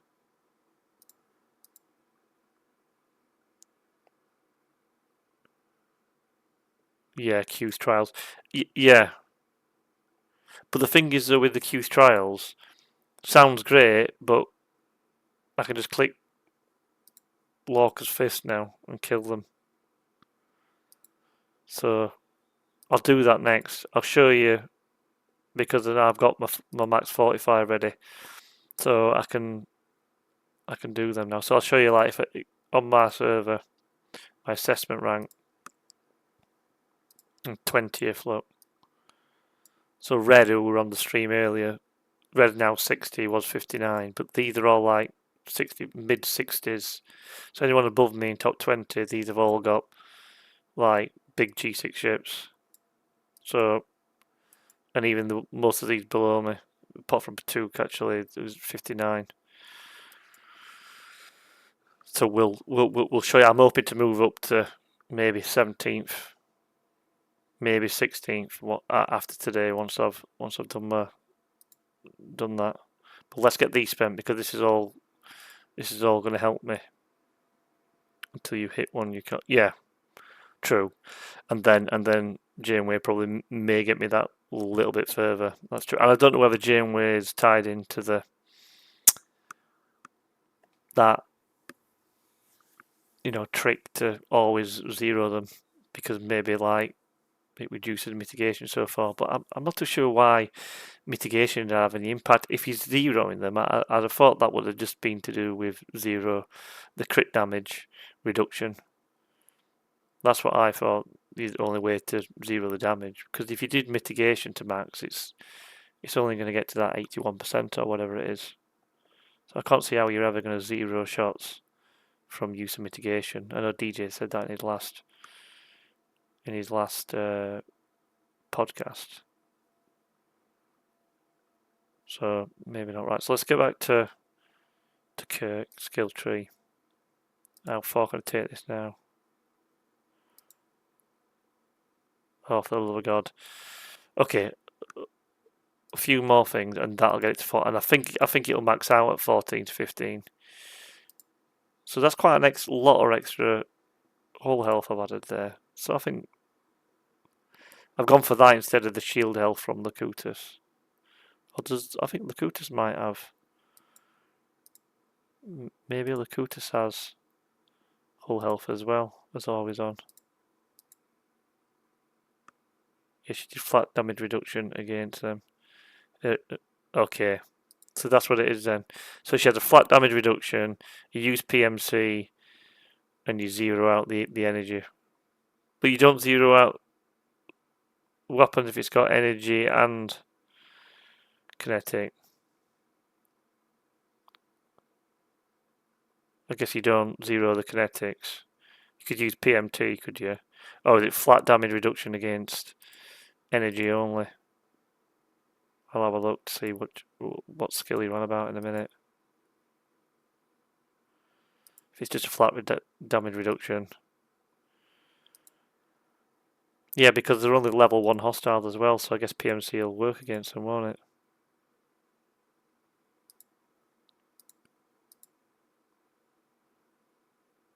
But PMC is only for zeroing energy. So I guess the interceptor tree is probably a bit trickier because they'll be mostly kinetic, but there'll be the explorer tree.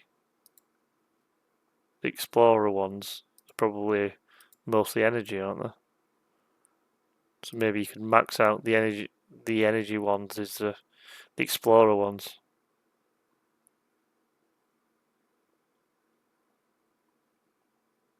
Yeah. Okay. So you got to choose the right one between Pike, Keelan, Calf, and PMC, and have that and do it. So surely that means you could just kill them with any ship as long as you can kill them within 100 rounds. But you probably need to go deep on Janeway's. You probably need to go quite deep, don't you, on one of Janeway's trees to do that. That's good to know that, though. I will write that up for people. And I'm going to try and test it. But I can't because I've not got Janeway. Damn it. Maybe I'll get somebody who has got Janeway to send me some screenshots of that, and then we'll digest it and then add it into my infographics as people to try. Okay. So you'd think that explorers are weighted towards energy, but they're not. They're just randomised, don't they, and put weird guns and effects on them. I've noticed that. I remember one I got, it had a go-home gun on it. I couldn't kill it, so I had to speak to them on support, and they changed it for me. But it had a go-home gun in first round. I couldn't kill it in first round, so it just killed me every time in first round. Someone did a max 45. Could have used that for me somewhere else. Okay, so let's continue to put them points in. So now on Kirk, I think this is the last one I can do anyway, because I ain't got no more points anyway. Yeah, so I need command center 60 there. So that's good. I've gone up from, I think I was 140 to 340. So I've added like a prime there, 200%. An old prime. Not the new ones, but like the old-fashioned day primes. So I'm happy with that. So let me have a look at Kirk. Sloan, he doesn't use. No, he doesn't use them. He's used special stuff, doesn't he, Sloan? So then it's just Locutus, and this always on is max shield. So now I'll use my rares to get more shields.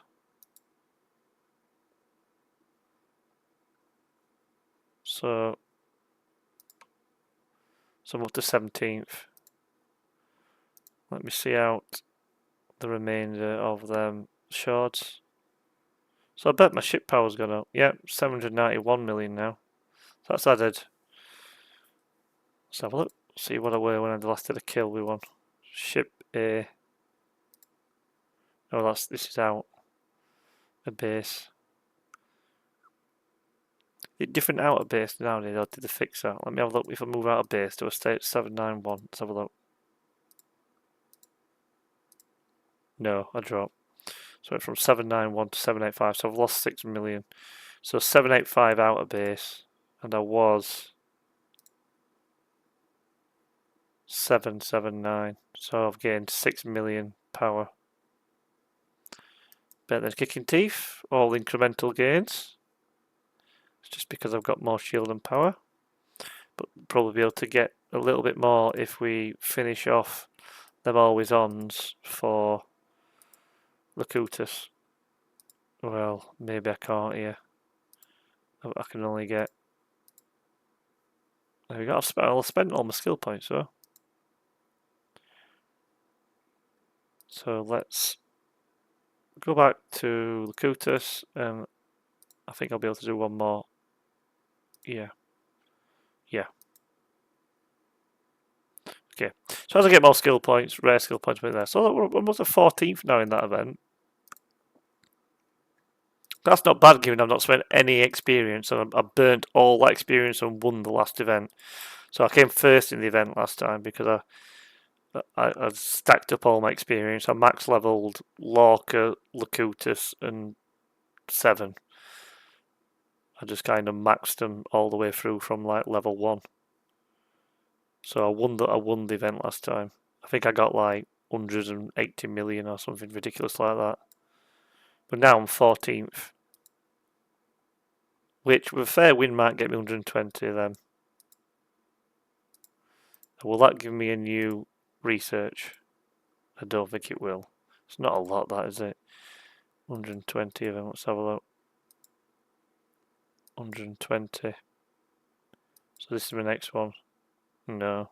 It'll edge me towards it. It's better than not having it. At least I've got something for that. And I've just added a lot of extra power to my Sunpec. And that'll travel with me when I go up.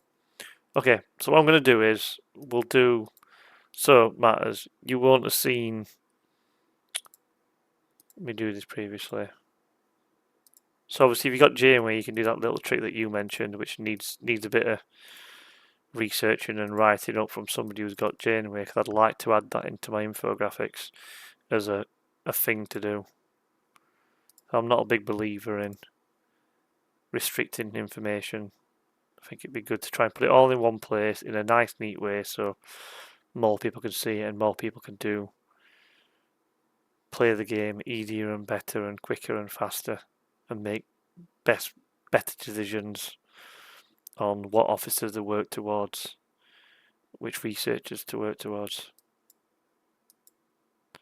And I think there's a lot of great information out there on like DJ's site and on a load of like Excel spreadsheets, and all you can get to the nth level of detail, and I think that it's all really good. But the feedback I get from people is like, that not everybody is, as adept in going into the depths of the internet to find all that information and find all that information in all them disparate places. So I know that each alliance probably has like a Discord room that says information, but even then, as time passes by, people write things and it just gets disappeared, and you've got to search for it, and then it gets out of date, and etc. etc. So like I felt having like one PDF document that which is what this here is going to be, that holds all the information around. So we're going to do these Q loadouts in a minute. So again, this is my thing, but I'd like another slide in here, which is crew loadouts, Q hostiles brackets with Fleet Commander Janeway. Do it, explain it, show an example log, say why it crits the zeros, why you need to go to, Pike, Calf, etc. Why Troy BD over Kim? Because my Kim's not very good, so the percentage is probably quite low, and the aim is to kill it in one round, so it doesn't have much chance to proc. So maybe if a Kim were max, I would do, but I'll just get an instant boost to ISO damage by putting Kim in. But no, instant boost to crit damage by putting Troy there. Yeah, it doesn't matter. So if that Kim's only a relatively small percentage chance, and the whole aim is to kill this thing in one round, if it don't proc, it's a waste. Whereas the extra 40% crit damage that I get from Troy is guaranteed, and it makes sure I can kill it in one round. So you can see here, this is where I've took out 31 billion one. And I'm now going to try and do the higher level ones. But just for your perspective, and just to recap for people, because I'm going to do this now, that is the aim of this crew. I've got E-Data being powered up for ISO damage from Pike Moreau. Moreau's officer ability doing nothing here really, and Pike's officer ability doing nothing. So we're just powering up the ISO damage. Then we're getting more ISO damage. We're proccing as crits. We're hull breaching for more crit damage, and we're getting Troy for more crit damage.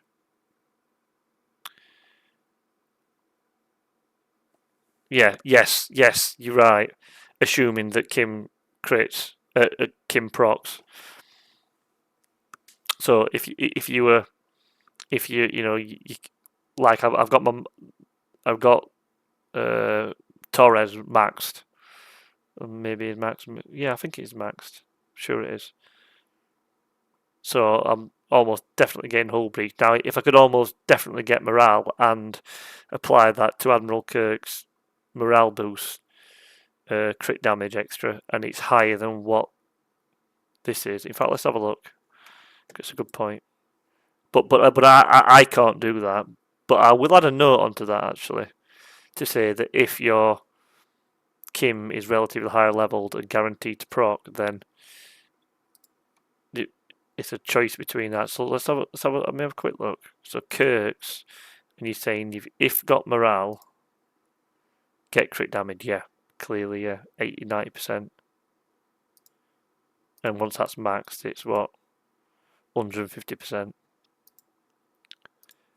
But if you have a look at my Kim, let me put that back inside. I've not worked on them, and the annoying thing is, I know there's one of the faction refines where you get quite a lot of prints on this, so I've started to pull them in much bigger things, and they're all starting to increase more. But that's just a slight on my off. I've not leveled these as much as I should have done. But you are right. If I go to Kim, where is he? Here.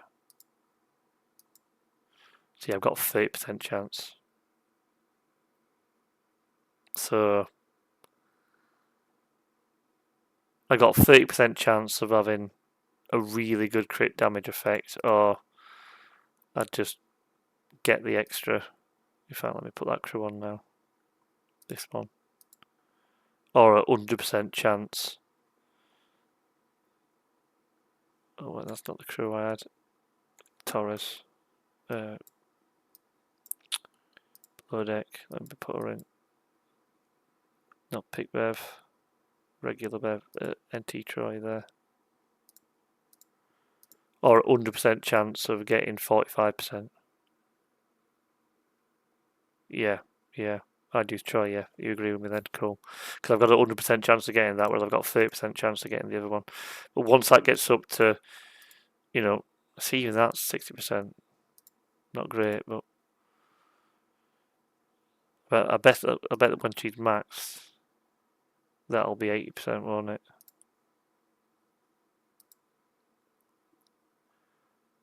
No, it's 100%. yeah.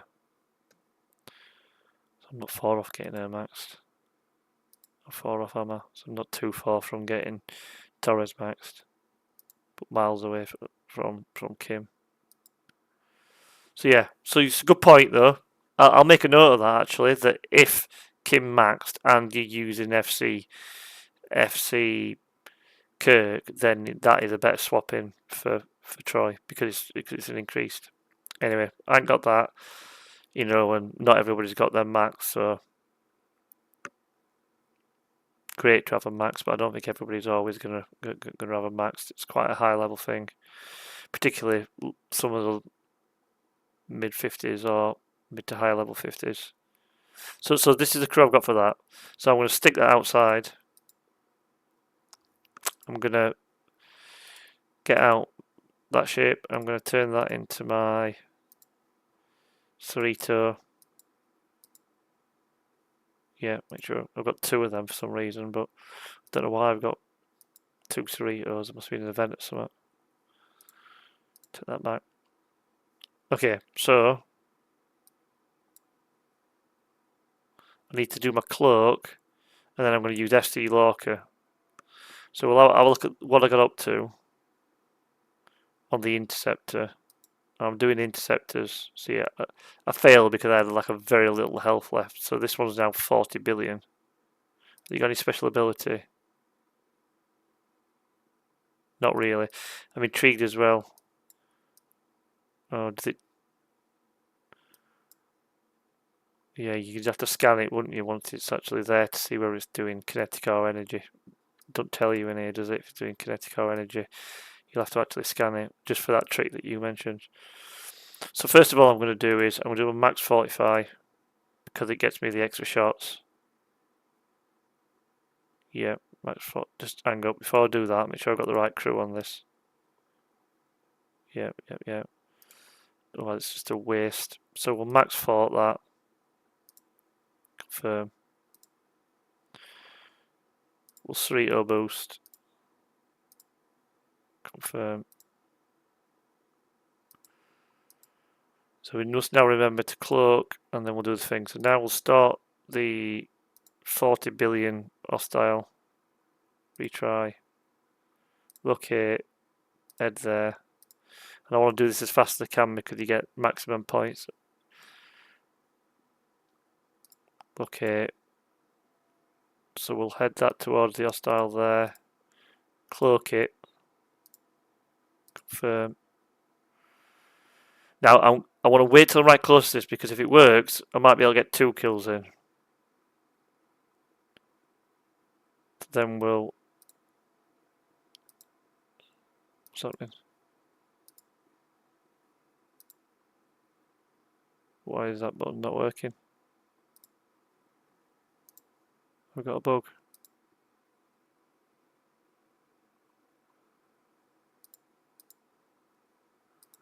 Why is that button not working? Might need to go off and back on again. This is annoying.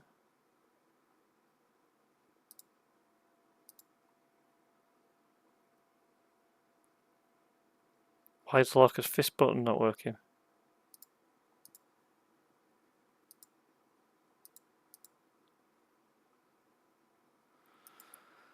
That's annoying because this is costing me points. Why is that not working? Why have they broken that button?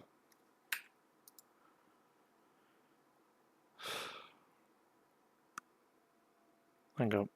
I have to load the game back up again. Have you ever had that happen? Has anybody ever had that happen where you press that button and it don't work? That's the first time that's ever happened.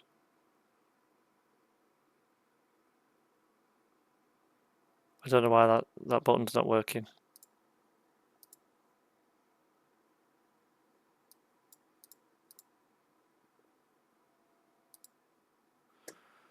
It's ridiculous. Okay, confirm. Attack. Other one. Oh, so close. Dang it. Let's get back there.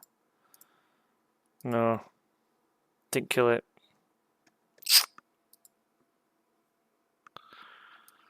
I thought we were going to kill that. I'm not going to be able to do that because I'm at max 45. So I'll have to try again. Let me have a look at my log. Oh, that is close.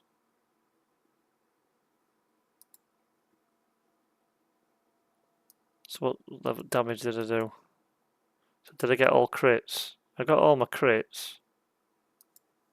Did I get all crits? I got all crits. How much crit damage were I doing? So I was doing 4.4 billion ISO damage crits. So we're getting my crits in. And we're going through to the whole health. I was zeroing their crits. But they didn't crit very often.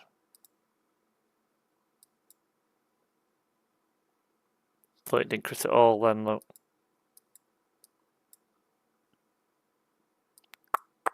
So maybe a bad RNG, so I know so close matters.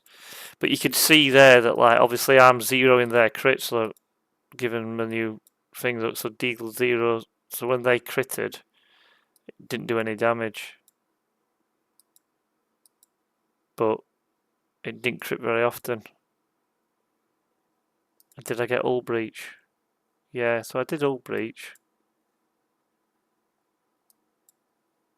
So I got everything procking.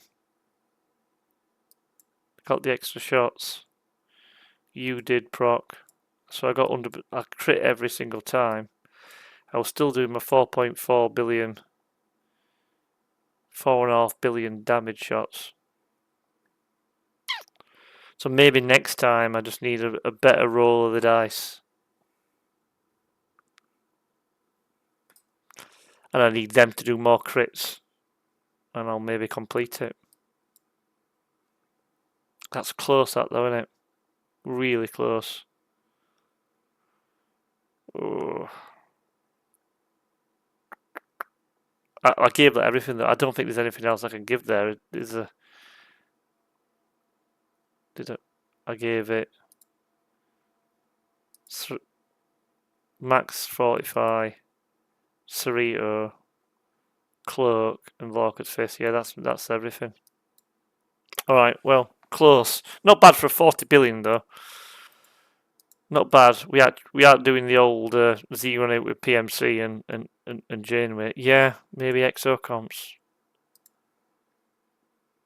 What do they get? Is there any against Q hostiles?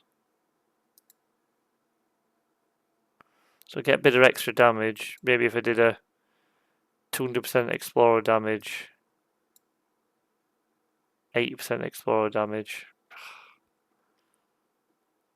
I think I need a roll of a dice. I think I need a roll of a dice where this crits more often. What's its? Hang on, let's go and scan it. Let's have a look at its crit chance. What's its crit chance? Attack. 10%. It's quite low crit chance.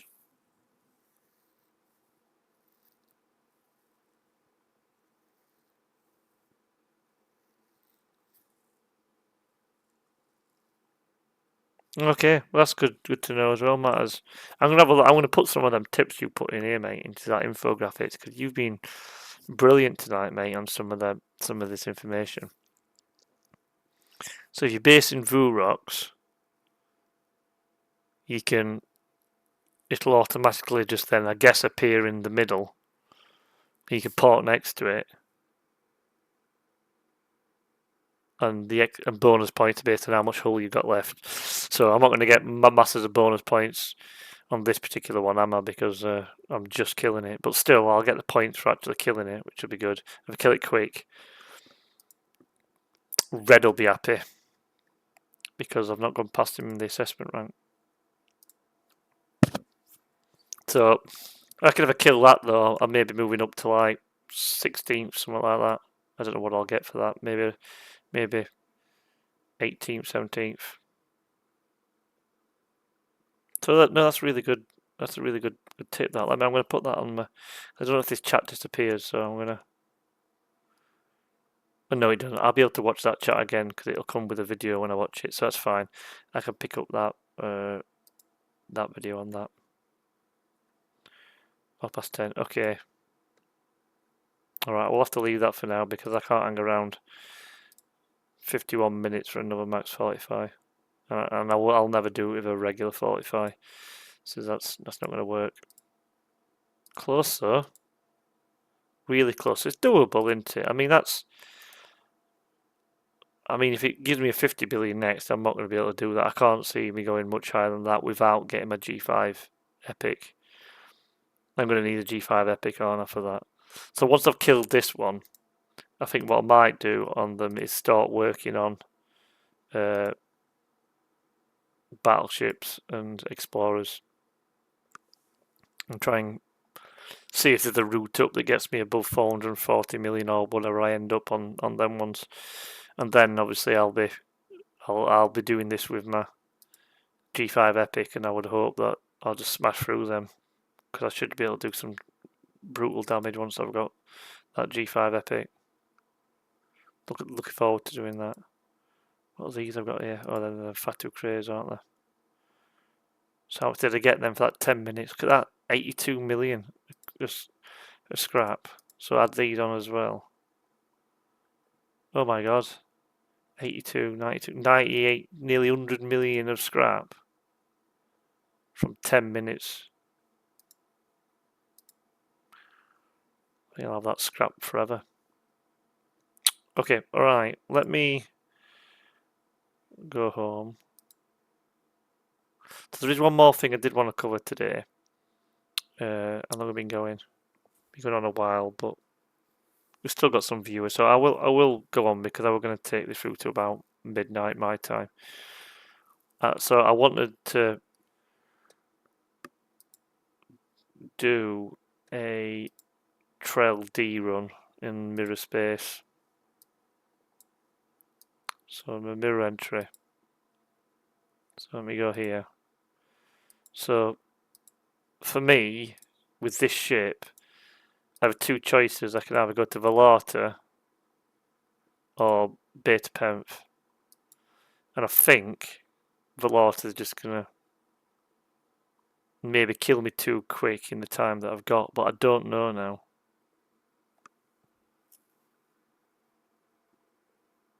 I mean, that's a good point.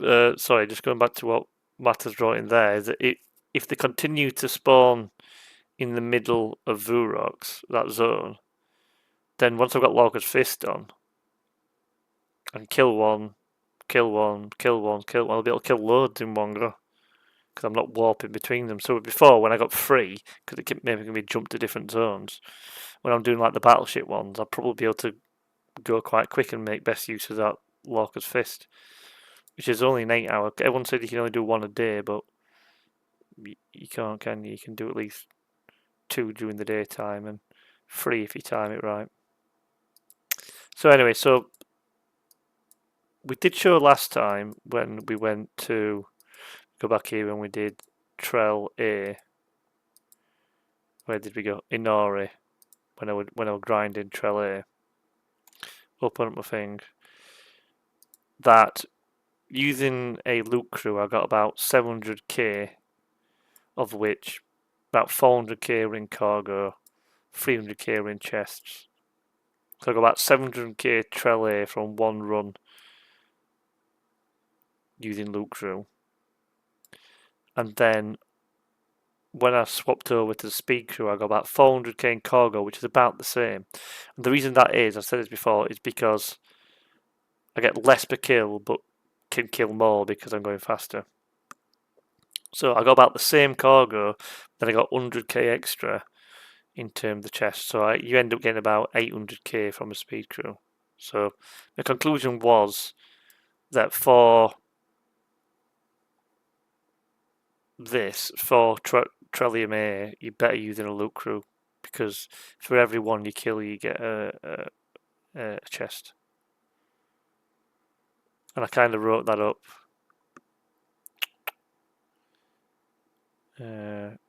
in the mirror. Where is it? The mirror universe here. So these are your loot crew, and that's your speed crew.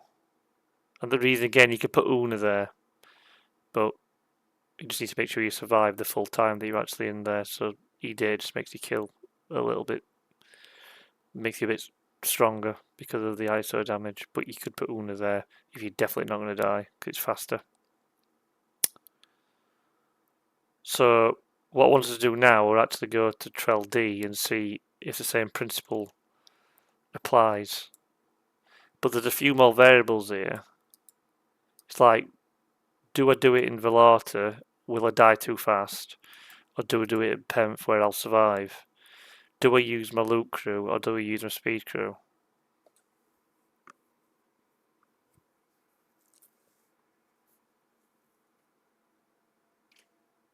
Yeah.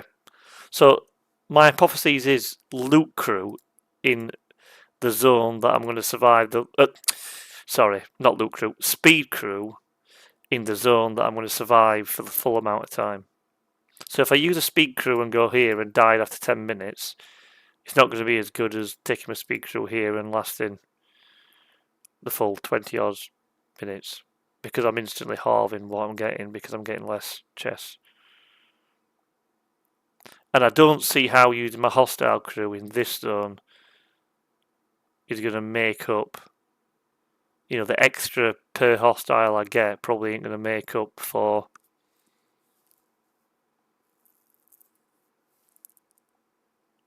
Let you last all 20 a level up, use that. But if grinding crew lets you last all 20 a level up, to use that. Yeah, so I'm going to try a speed crew in Beta Penth and then a hostile crew in Velata.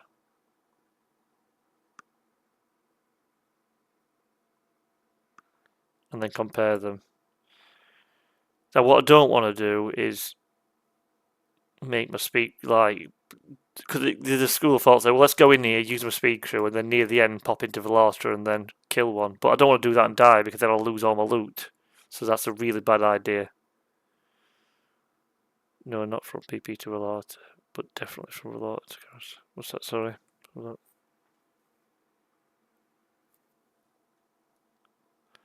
Oh yeah, well that carrier I ain't gonna get in matters for.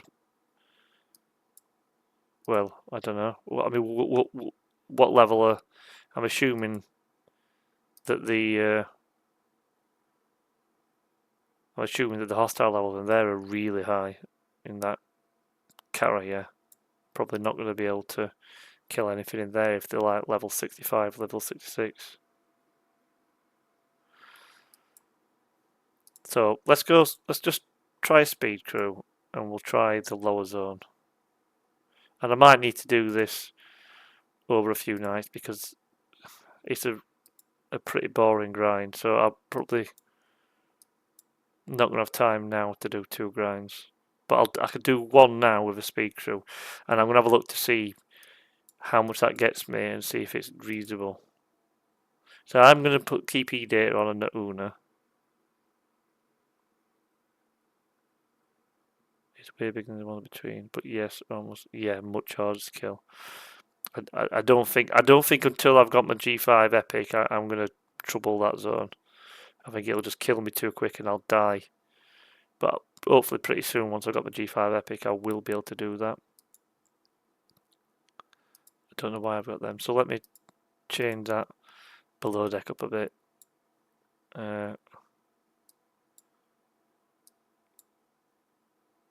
Maybe Paris might be better for this. And or damage or hull. I'll keep the hull maybe. Yeah, I'm guessing the loot and the chests from carrier are incredibly high, so it would be, yeah, using a grind crew in that carrier will be better than speed or loot in Velata. Okay, I'll tell you what I'll do. I'll try a speed crew in Velata and I'll just do 1 kill and see what happens at the beginning. It's 10 for chapel. Yeah, okay, yeah. To get more ISO damage. I was just thinking having more hull to last a bit longer, but it's probably best to have the extra ISO damage in it. Because she'll work in conjunction with data as well. You're right. Okay, so no, I can't just do that, can I? So I've gotta get here first. Yeah. So let's give this a go. I'm gonna start off going to because last time I tried this, I was like 500 million on my Sompek, and I'm now 775 with all the power of Lorca stuff behind me as well. So I think I'll go straight to Velarta via the glowy route, and I'll see how much hull damage I take from one kill in there. And if it absolutely crushes my hull in Velarta, I'm just going to drop back to Penf. Yeah, you're right, man. It is. I liked Tendy at the beginning because she were having a major impact on my power number. I don't know, and I guess for a while I thought like let's have that more hull, but then when you actually look at it compared to all the extra research, you know, the creeping power and extra hull that you've got, I think the effect of her. I mean, she probably weren't that effective in the first place, but now the effect of her has dropped dramatically. So there's a lot better lower deck options now, isn't there? Oh, I'm there already. That was quick. Okay, right. So we need to go to Andoria. Yeah. So we need to enter into Andoria. See, when I click set course, see what I click use Rift.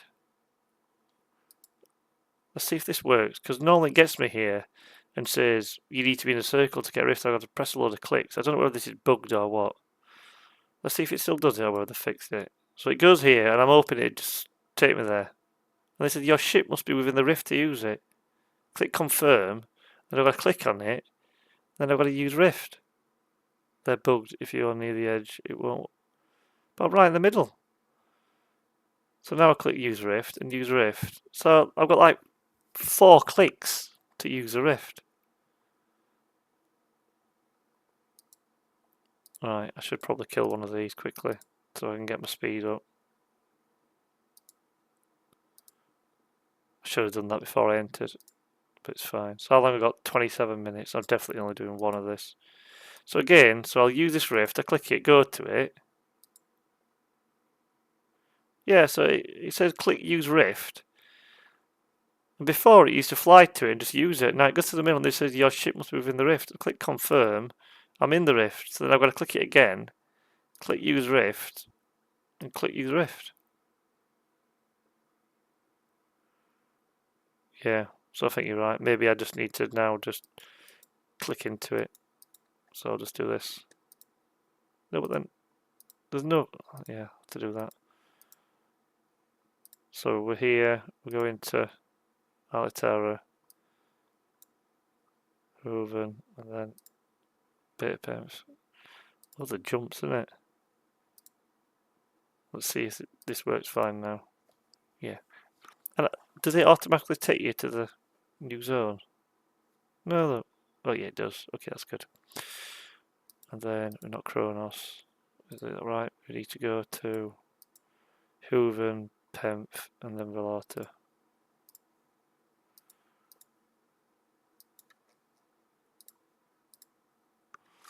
So yeah. Yeah, I know.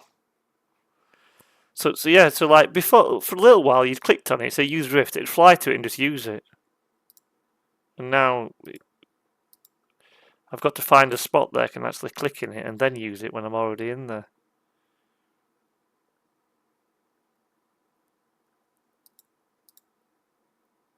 Bit of Penf in it. Bit of Penf. Yeah. So this is my fallback zone if I take a load of damage here with the speed crew. I feel it might be too much, but maybe not. We'll have a look.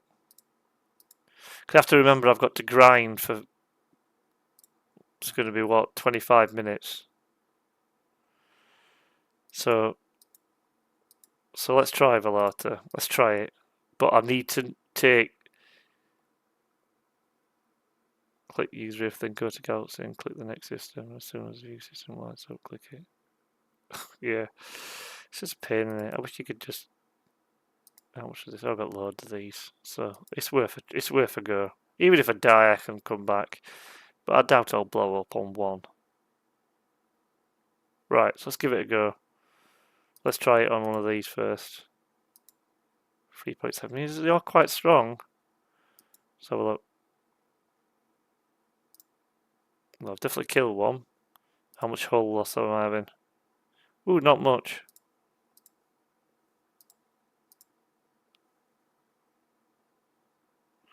That might be alright then. So maybe we can grind in here. So we can definitely do interceptors. Let's try Explorer next. Ooh. Oh no, that's an NT. Don't attack them, do we?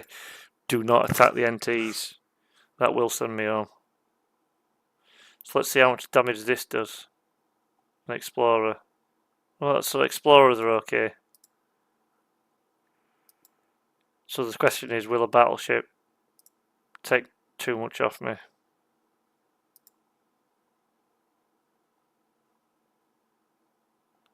I could avoid the battleships, but let's see how much that does. So they hurt a bit more, don't they? Only a little bit. So I'll avoid battleships for now until there's only battleships. Yeah, until about 30% and they're not back. Yeah, good plan. So we'll get. So I'm guessing I get more in the chest as well here. So that's what I'd be hoping that these give. Yeah, I'm not going to get full 20 minutes, 25 minutes out. You can see how it's going down. But I've got to avoid these loot goblins, and I'm not crewed for that at all. So yeah, that's a good start. Well, I'll wait till I'm about 30% because when I'm in the lower zone, I bet I'm taking literally no damage whatsoever. I just want to be able to find a way that I can get enough Trell D on as limited number of runs as possible, so I don't need to constantly go back all the time.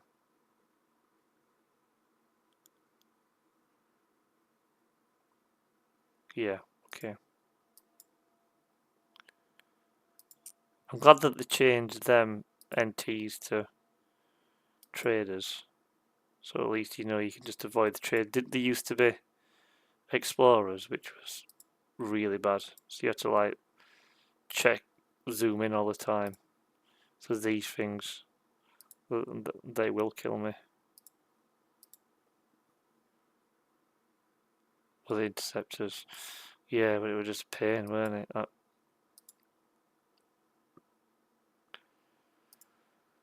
And also there was a trick where you could just come in and kill them and get a load of loot, couldn't you? If you were, when they were spawning every minute, and then they changed it to 30 minutes and then changed it back to 3 to 9 minutes. Why don't they just keep it like a definitive number to respawn and consistent? I didn't really get that.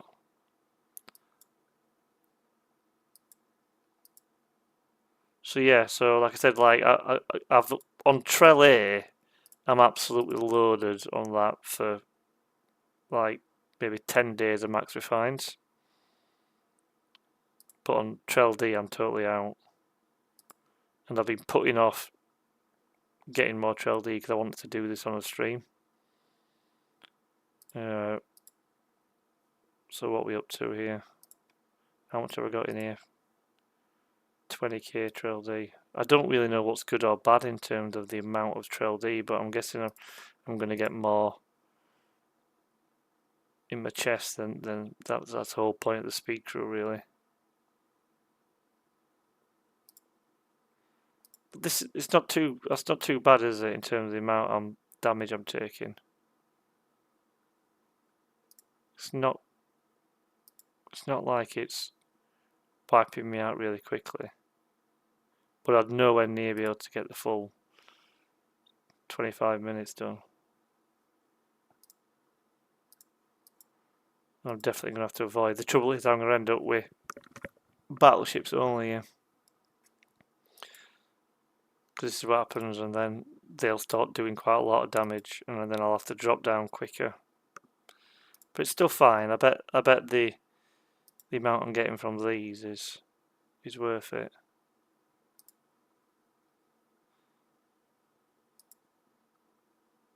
But I was surprised I could actually reach that zone. Or maybe I can't. No, maybe I can't actually. Because you can only tell once you're on the actual thing, can't you? You try and do the rift, it tells you whether you can do it or not. So I bet I can't reach. I bet this can't reach. So I wouldn't even get to that carrier. Not for a little while. Ooh, careful with this guy. So I have found that the mirror refines have been pretty good. They've like transformed my ability to get the catalyst to be able to level up the forbidden tech. The mirror refinery is actually really good, and I'm quite looking forward to getting the NSEA Protector, so maybe I can start mining it. But the trouble is, on the mining, yeah, it is a great loot refinery. Yeah, it's definitely like it's made a massive on my forbidden tech, which as you can see here, I've got. Oh, wait till it's done. It's fine on time because my hull's running out. So on my tech, I was like nowhere near being able to level this before, getting like 120, 200 a day. And now that I can tier it again, wait for the event that's coming in a couple of days. So I'm going to have that up at like level 45 or so. And that was just unheard of in terms of getting over them, 20 to 25k catalyst humps that you got on them forbidden techs. And for a while, them catalysts were so high in numbers to tier up the amount that you needed, and you got so little a day from like the Q refinery, the other, yeah, I think it is on the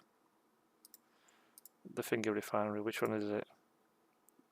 The only way you could get it before were on, not that, Voyager, no.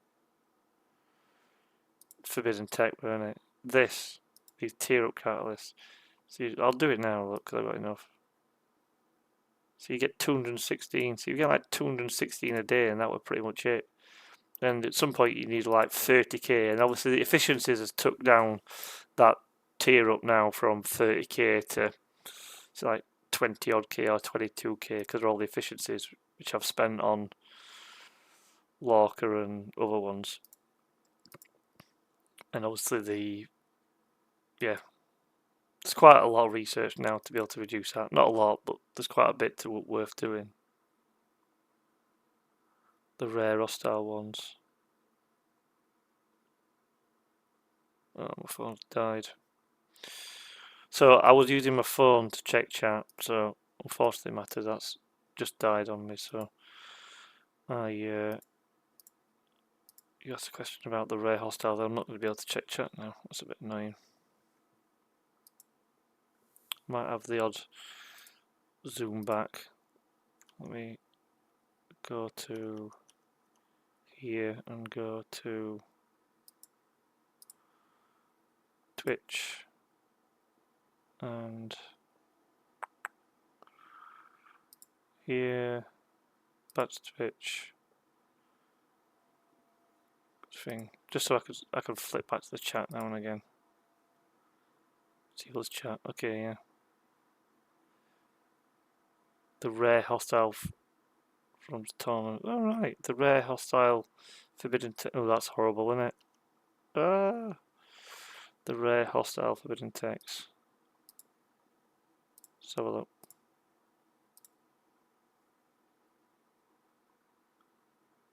What do you mean, that one? Oh, the rare one. Maybe not even got it open.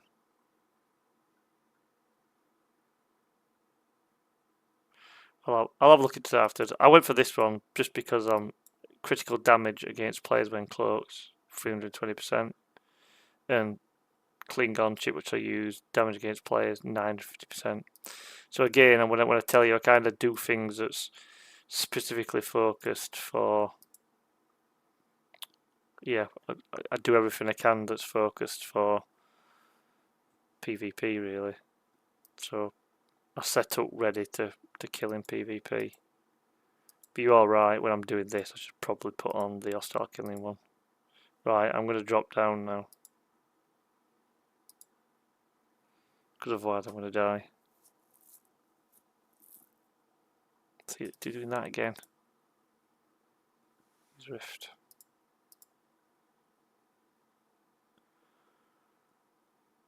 Well, I didn't want to. Why is that? Did that go horrible like that? Control seeker. Control seeker one. Okay, alright.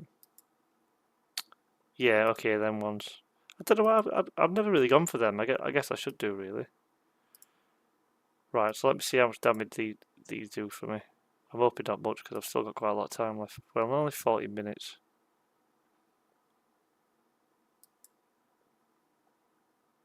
Yeah, I'll look into them, Matt, if you think they're useful, them rare ones. Maybe they're quite easy to get and tier up, and then if I'm just out doing this, I'm not PvP and I could put it on. But I like that time crystal for PvP. I found it makes quite a big difference, like a massive difference on PvP.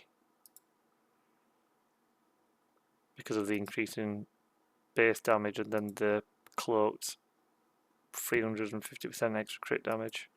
Remember, then I use that with Locutus, and I use that with all my mirror research and all the other general critical damage and crit chance that I've built up and everything else.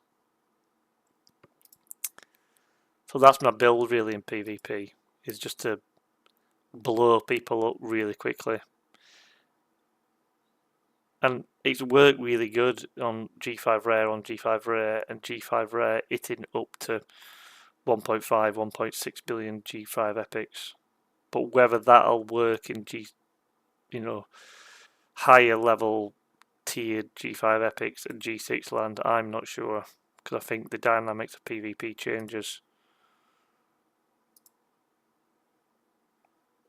I think probably the mirror crew, which I do have all of them, will start coming into their own a bit more.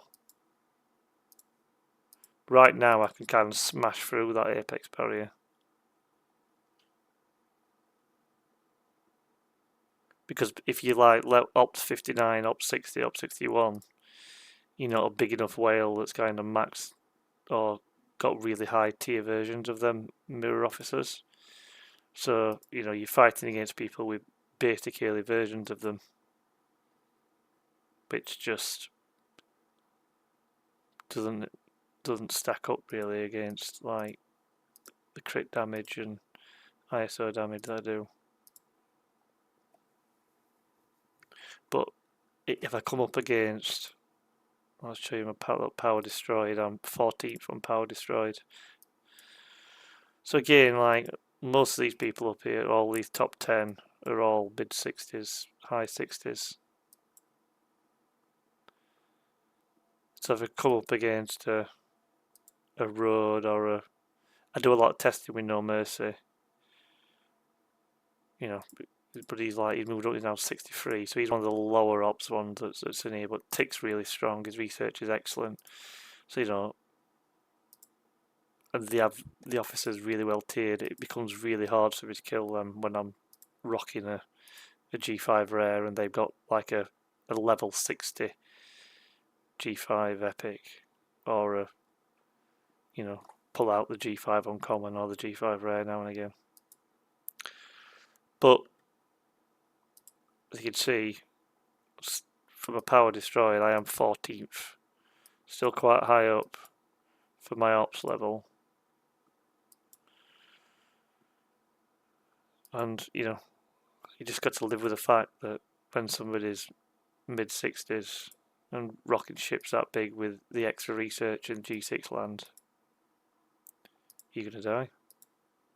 So you just kill everybody else.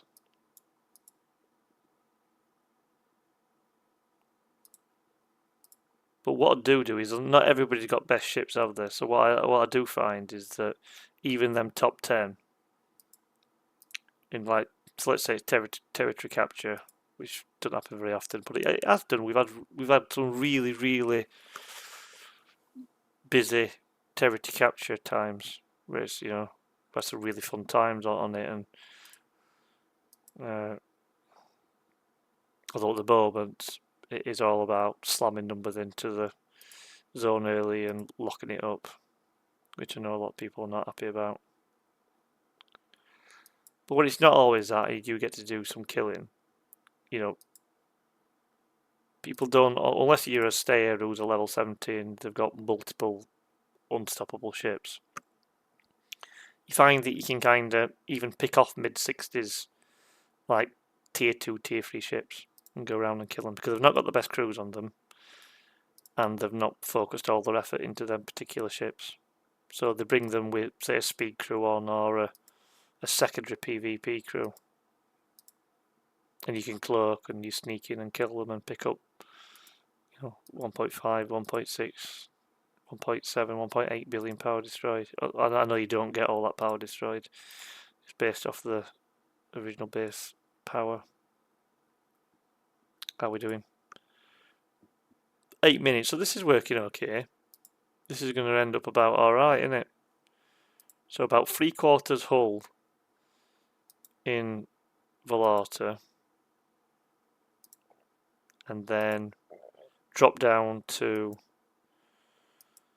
Beta Penth. So, and I guess this principle is going to apply for everybody, depending on no matter where you are.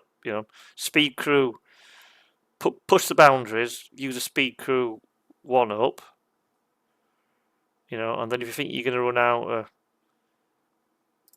of hull, have a little drop down and do them on the one below, just to see out your time and tick up your chests, and then keep ticking along with this. So what I'll do once I've done this, I'm going to have a look to see what this one run does me in terms of refines. Because if it's like, is it like 1 day's refine? How many max refines, how many single refines, etc. can I get from one run?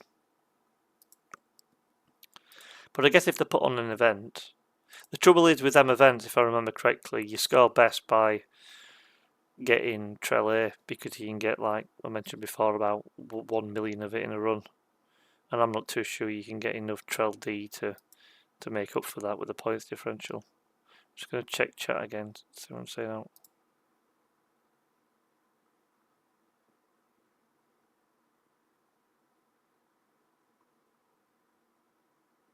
Well, that looks horrible, that on the screen. I'm really sorry. I'm just checking the chat.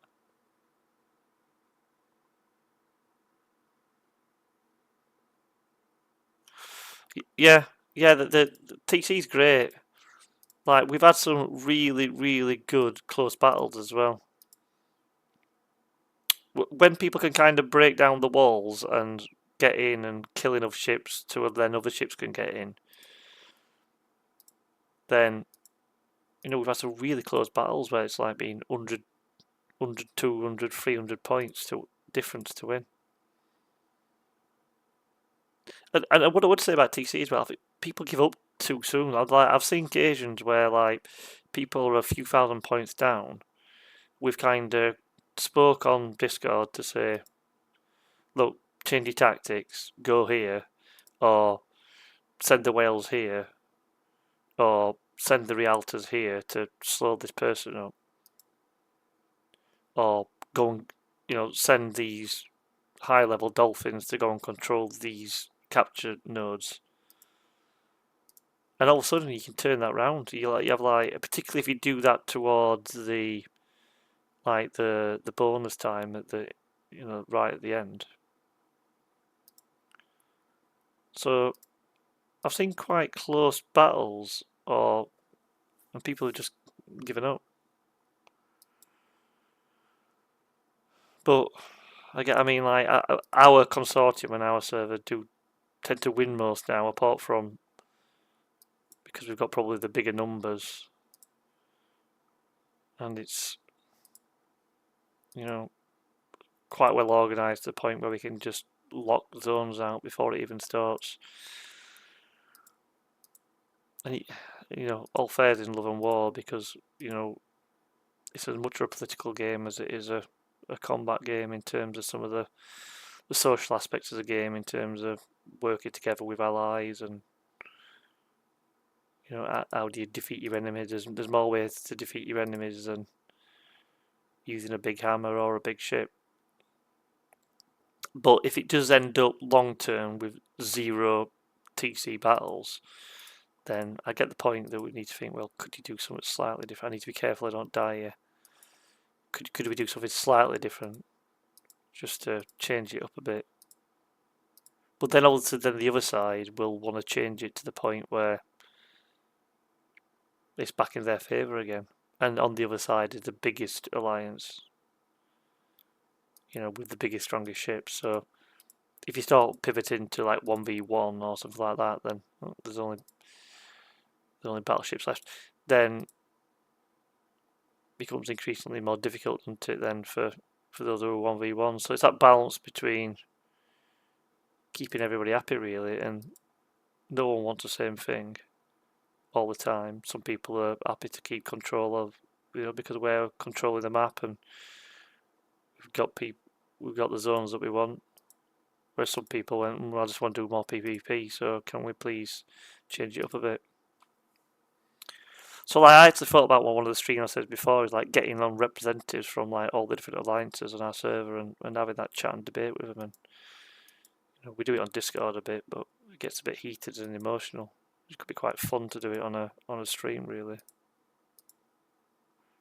But I do enjoy territory capture. That's why I like incursions as well, because it's PvP, guaranteed PvP. I know people say, "Oh, I don't like incursions," but I love it because it's a chance to do PvP. Because all the PvP events are just like, go and do Realta PvP, do Disco PvP, which is fine. Again, I'm quite strong in them and only win them SLBs, to be honest with you, even if we're against Thing, because you use the right crews, attack first, kill them before they get shot away. Make sure you get in at the right time, right at the beginning, when lots of people are coming on. So I always try and make best chance even of the Realta and the Disco PvPs. Try and win them if I can.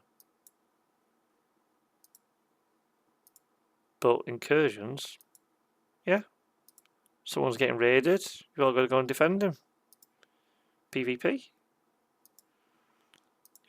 Damage dealt is a SLB. I think I won the last one. No, I didn't. I come second. And I think that what's it called? Won it. Power destroyed. I remember I was with the 70s. I think Tick won last one, and I came second on damage dealt. But that's what got me this little shiny star. This frame I've got here. How long have I got left? 1 minute. Cool. So that little shiny frame I've got there, that's from damage dealer in finishing top 3 in damage dealer on incursions, and the avatar is from winning that fleet commander Lorca one. I always have Lorca.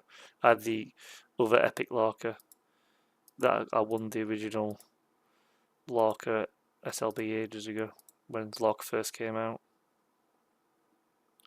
I like him. He's like suitably mean.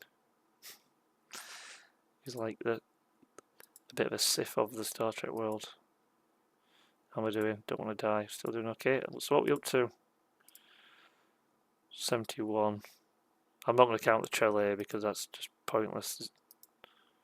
And then we'll see how many we get in the. See how many we get in the chess. See if anyone's saying out.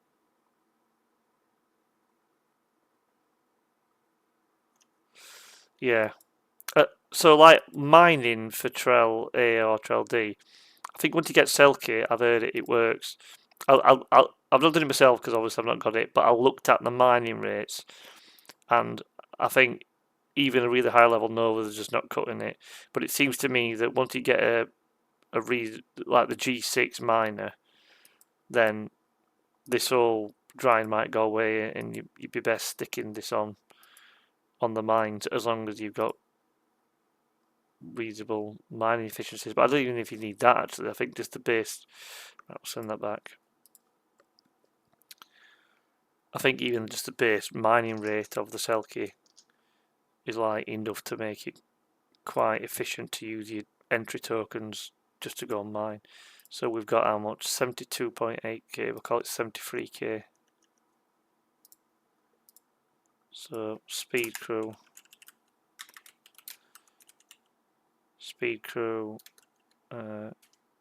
What zone did I say? In Velata 4 till 1/4 hull, then drop to base penth. 73k Trell D in cargo. So let's have a look to see how much we got on here then. So we got 96 chests. I did a bit of talking and stuff, so I always like round this up a bit. So call it 69k. 69k in rewards. 69k in chests. So let's call that, if I weren't messing about, it's probably 75 plus 75 and 70, or maybe 80 and 75 if I were. So we'll call it like, because obviously I'm talking and not focusing, so we'll call it 75 to 80k, and we'll call that 70 to 75k. So you're probably going to get 145k to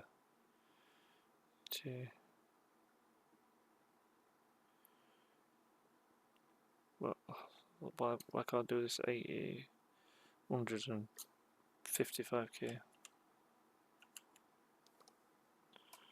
per run. Okay, so call it 150k per run. 150k per run of Trell D. So let me click my refinery. Mirror universe. Trell D. So double pull out the equation for now. So I can get, what did I say, 150k. So I can get 3 single. Now I could go back again. I'm wondering what the delay. I'll just do 1 for now because I can't bother to go back. But I'm gonna have a look to see what the cooldown is on this. I bet it's, you get quite a lot. So it's cooldown 3 days. Okay. So I could do 2 runs every 3 days to max pull, or 1 run that would last me 9 days.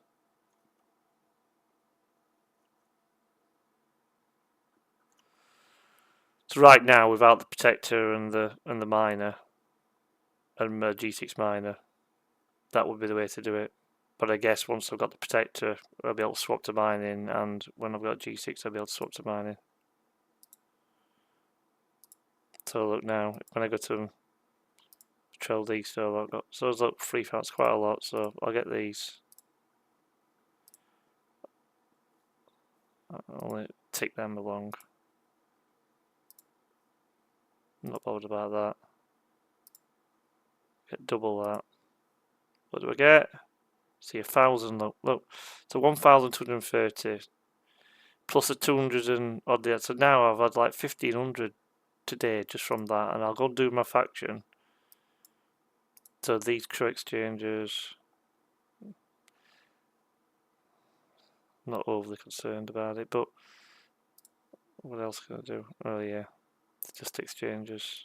Just do singles on these. I don't think these are great value. Might as well get double on them now because I'm getting quite a lot. Do a single on that. Oh, that's not worth it. I'm not going to pull that one again. I'm not bothered about that because I use my Monavine for that. So hang on then. So let me go to my factions to round this off. So hang on, just let me make a note of that. So we're saying, so that equals 3 single pulls, which lasts 9 days, or 1 double pull, which lasts 3 days. But probably it's a bit more like 200 into it, or do 2 runs every 3 days. I don't think we're going to beat that speaker one doing that actually. Or NSEA mining. Or G6 miner. That's a way to avoid this grinding to get onto that. So let me quickly go to here. We can get more of these things, can't we? We can get Forbidden Tech.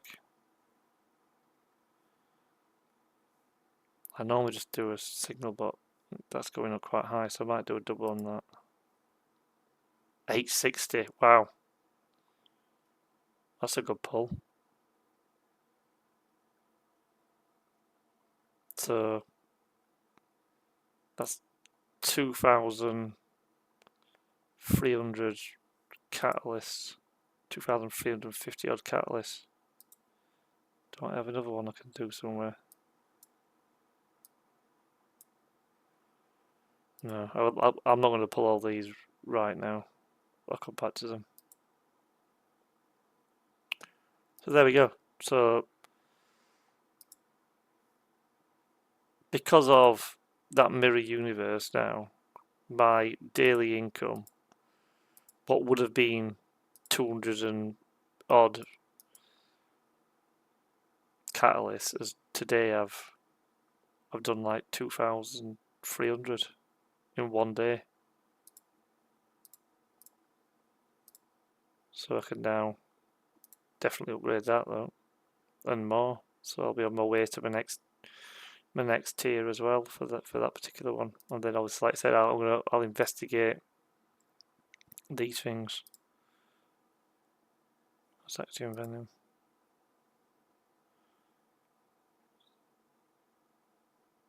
Yeah. So these probably good to level up these ones. Get these ones and level them up. Where do you get them? Are they these? Are they in here? No, these are all mining, aren't they? Oh, do you need to buy them? I'll look into it another time. I'm getting a bit tired now. Okay. Well, the thing I said I were going to cover was the invasion event. Covered. I said we would cover the Nova Squadron, which we covered. That and the research. We said we were going to cover Locutus. Well, we didn't cover, and I'm not going to do it now, like every single skill tree in Locutus. We kind of focused on the combatant, which is a side I were looking at. But maybe we'll come back to when there's an SLB on, I'll actually spend these points live on stream. And we'll go into more detail. But what we did do was we make best use of my rare skill points, which allowed me to get into the top 20 of the SLB. So that was good. And then we looked at Trillium D on the Mirror Universe loop. And Matt has given me some awesome advice on there, so I'm going to go through that chat log in quite a lot of detail another day, and I'm going to pull out all that advice and I'm going to infuse all that into that infographics, create some new ones on what we learned today, create a V2 of that with some extra stuff on. So if we can help people in the community have all that information and data in one place. I tend to just use my phone to check chat, so that died, so that's annoying. I have to make sure I've got more charge on my battery. It ran out for the last half an hour, so I kept having to take you here to do to see things, and you get that horrible effect. So that's a lesson learned for me, to make sure that my phone's fully charged. So if people do want to, and if you've not followed me already or subscribed on YouTube, please do so. Hopefully you found this of quite a bit of use, bit of fun, doing things together through this. I found it certainly makes some of the things more entertaining, even for myself doing this. It's also good to test things and learn new things and talk to people about it. So please do that. And then, like I said, I'm doing the Frostpunk 2 one on Friday. Day 1 release.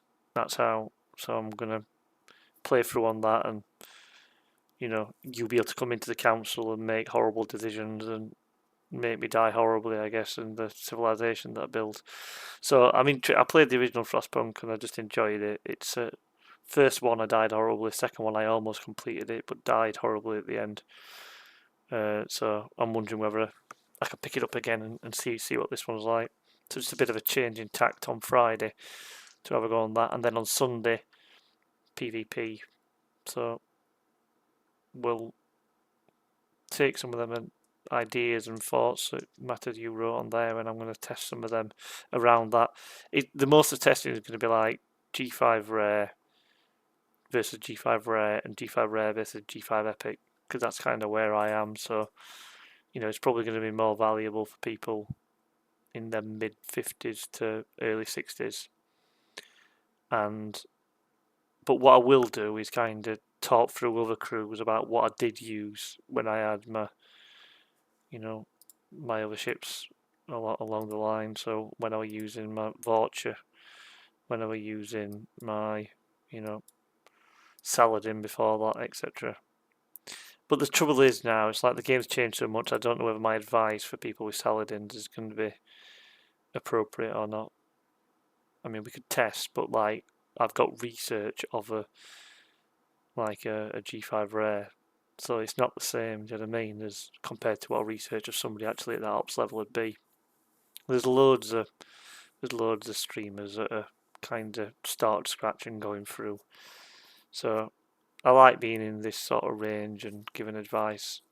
It's kind of where the bell curve of people are, I think, like early to mid 50s, up to trying to break through into that G6 60-61 bracket. It's a bit of a hump, isn't it, to get all these updated, which I'm not too far off now, so hopefully I'll get onto that G6 and then I'll continue doing it and change my advice and add more stuff on.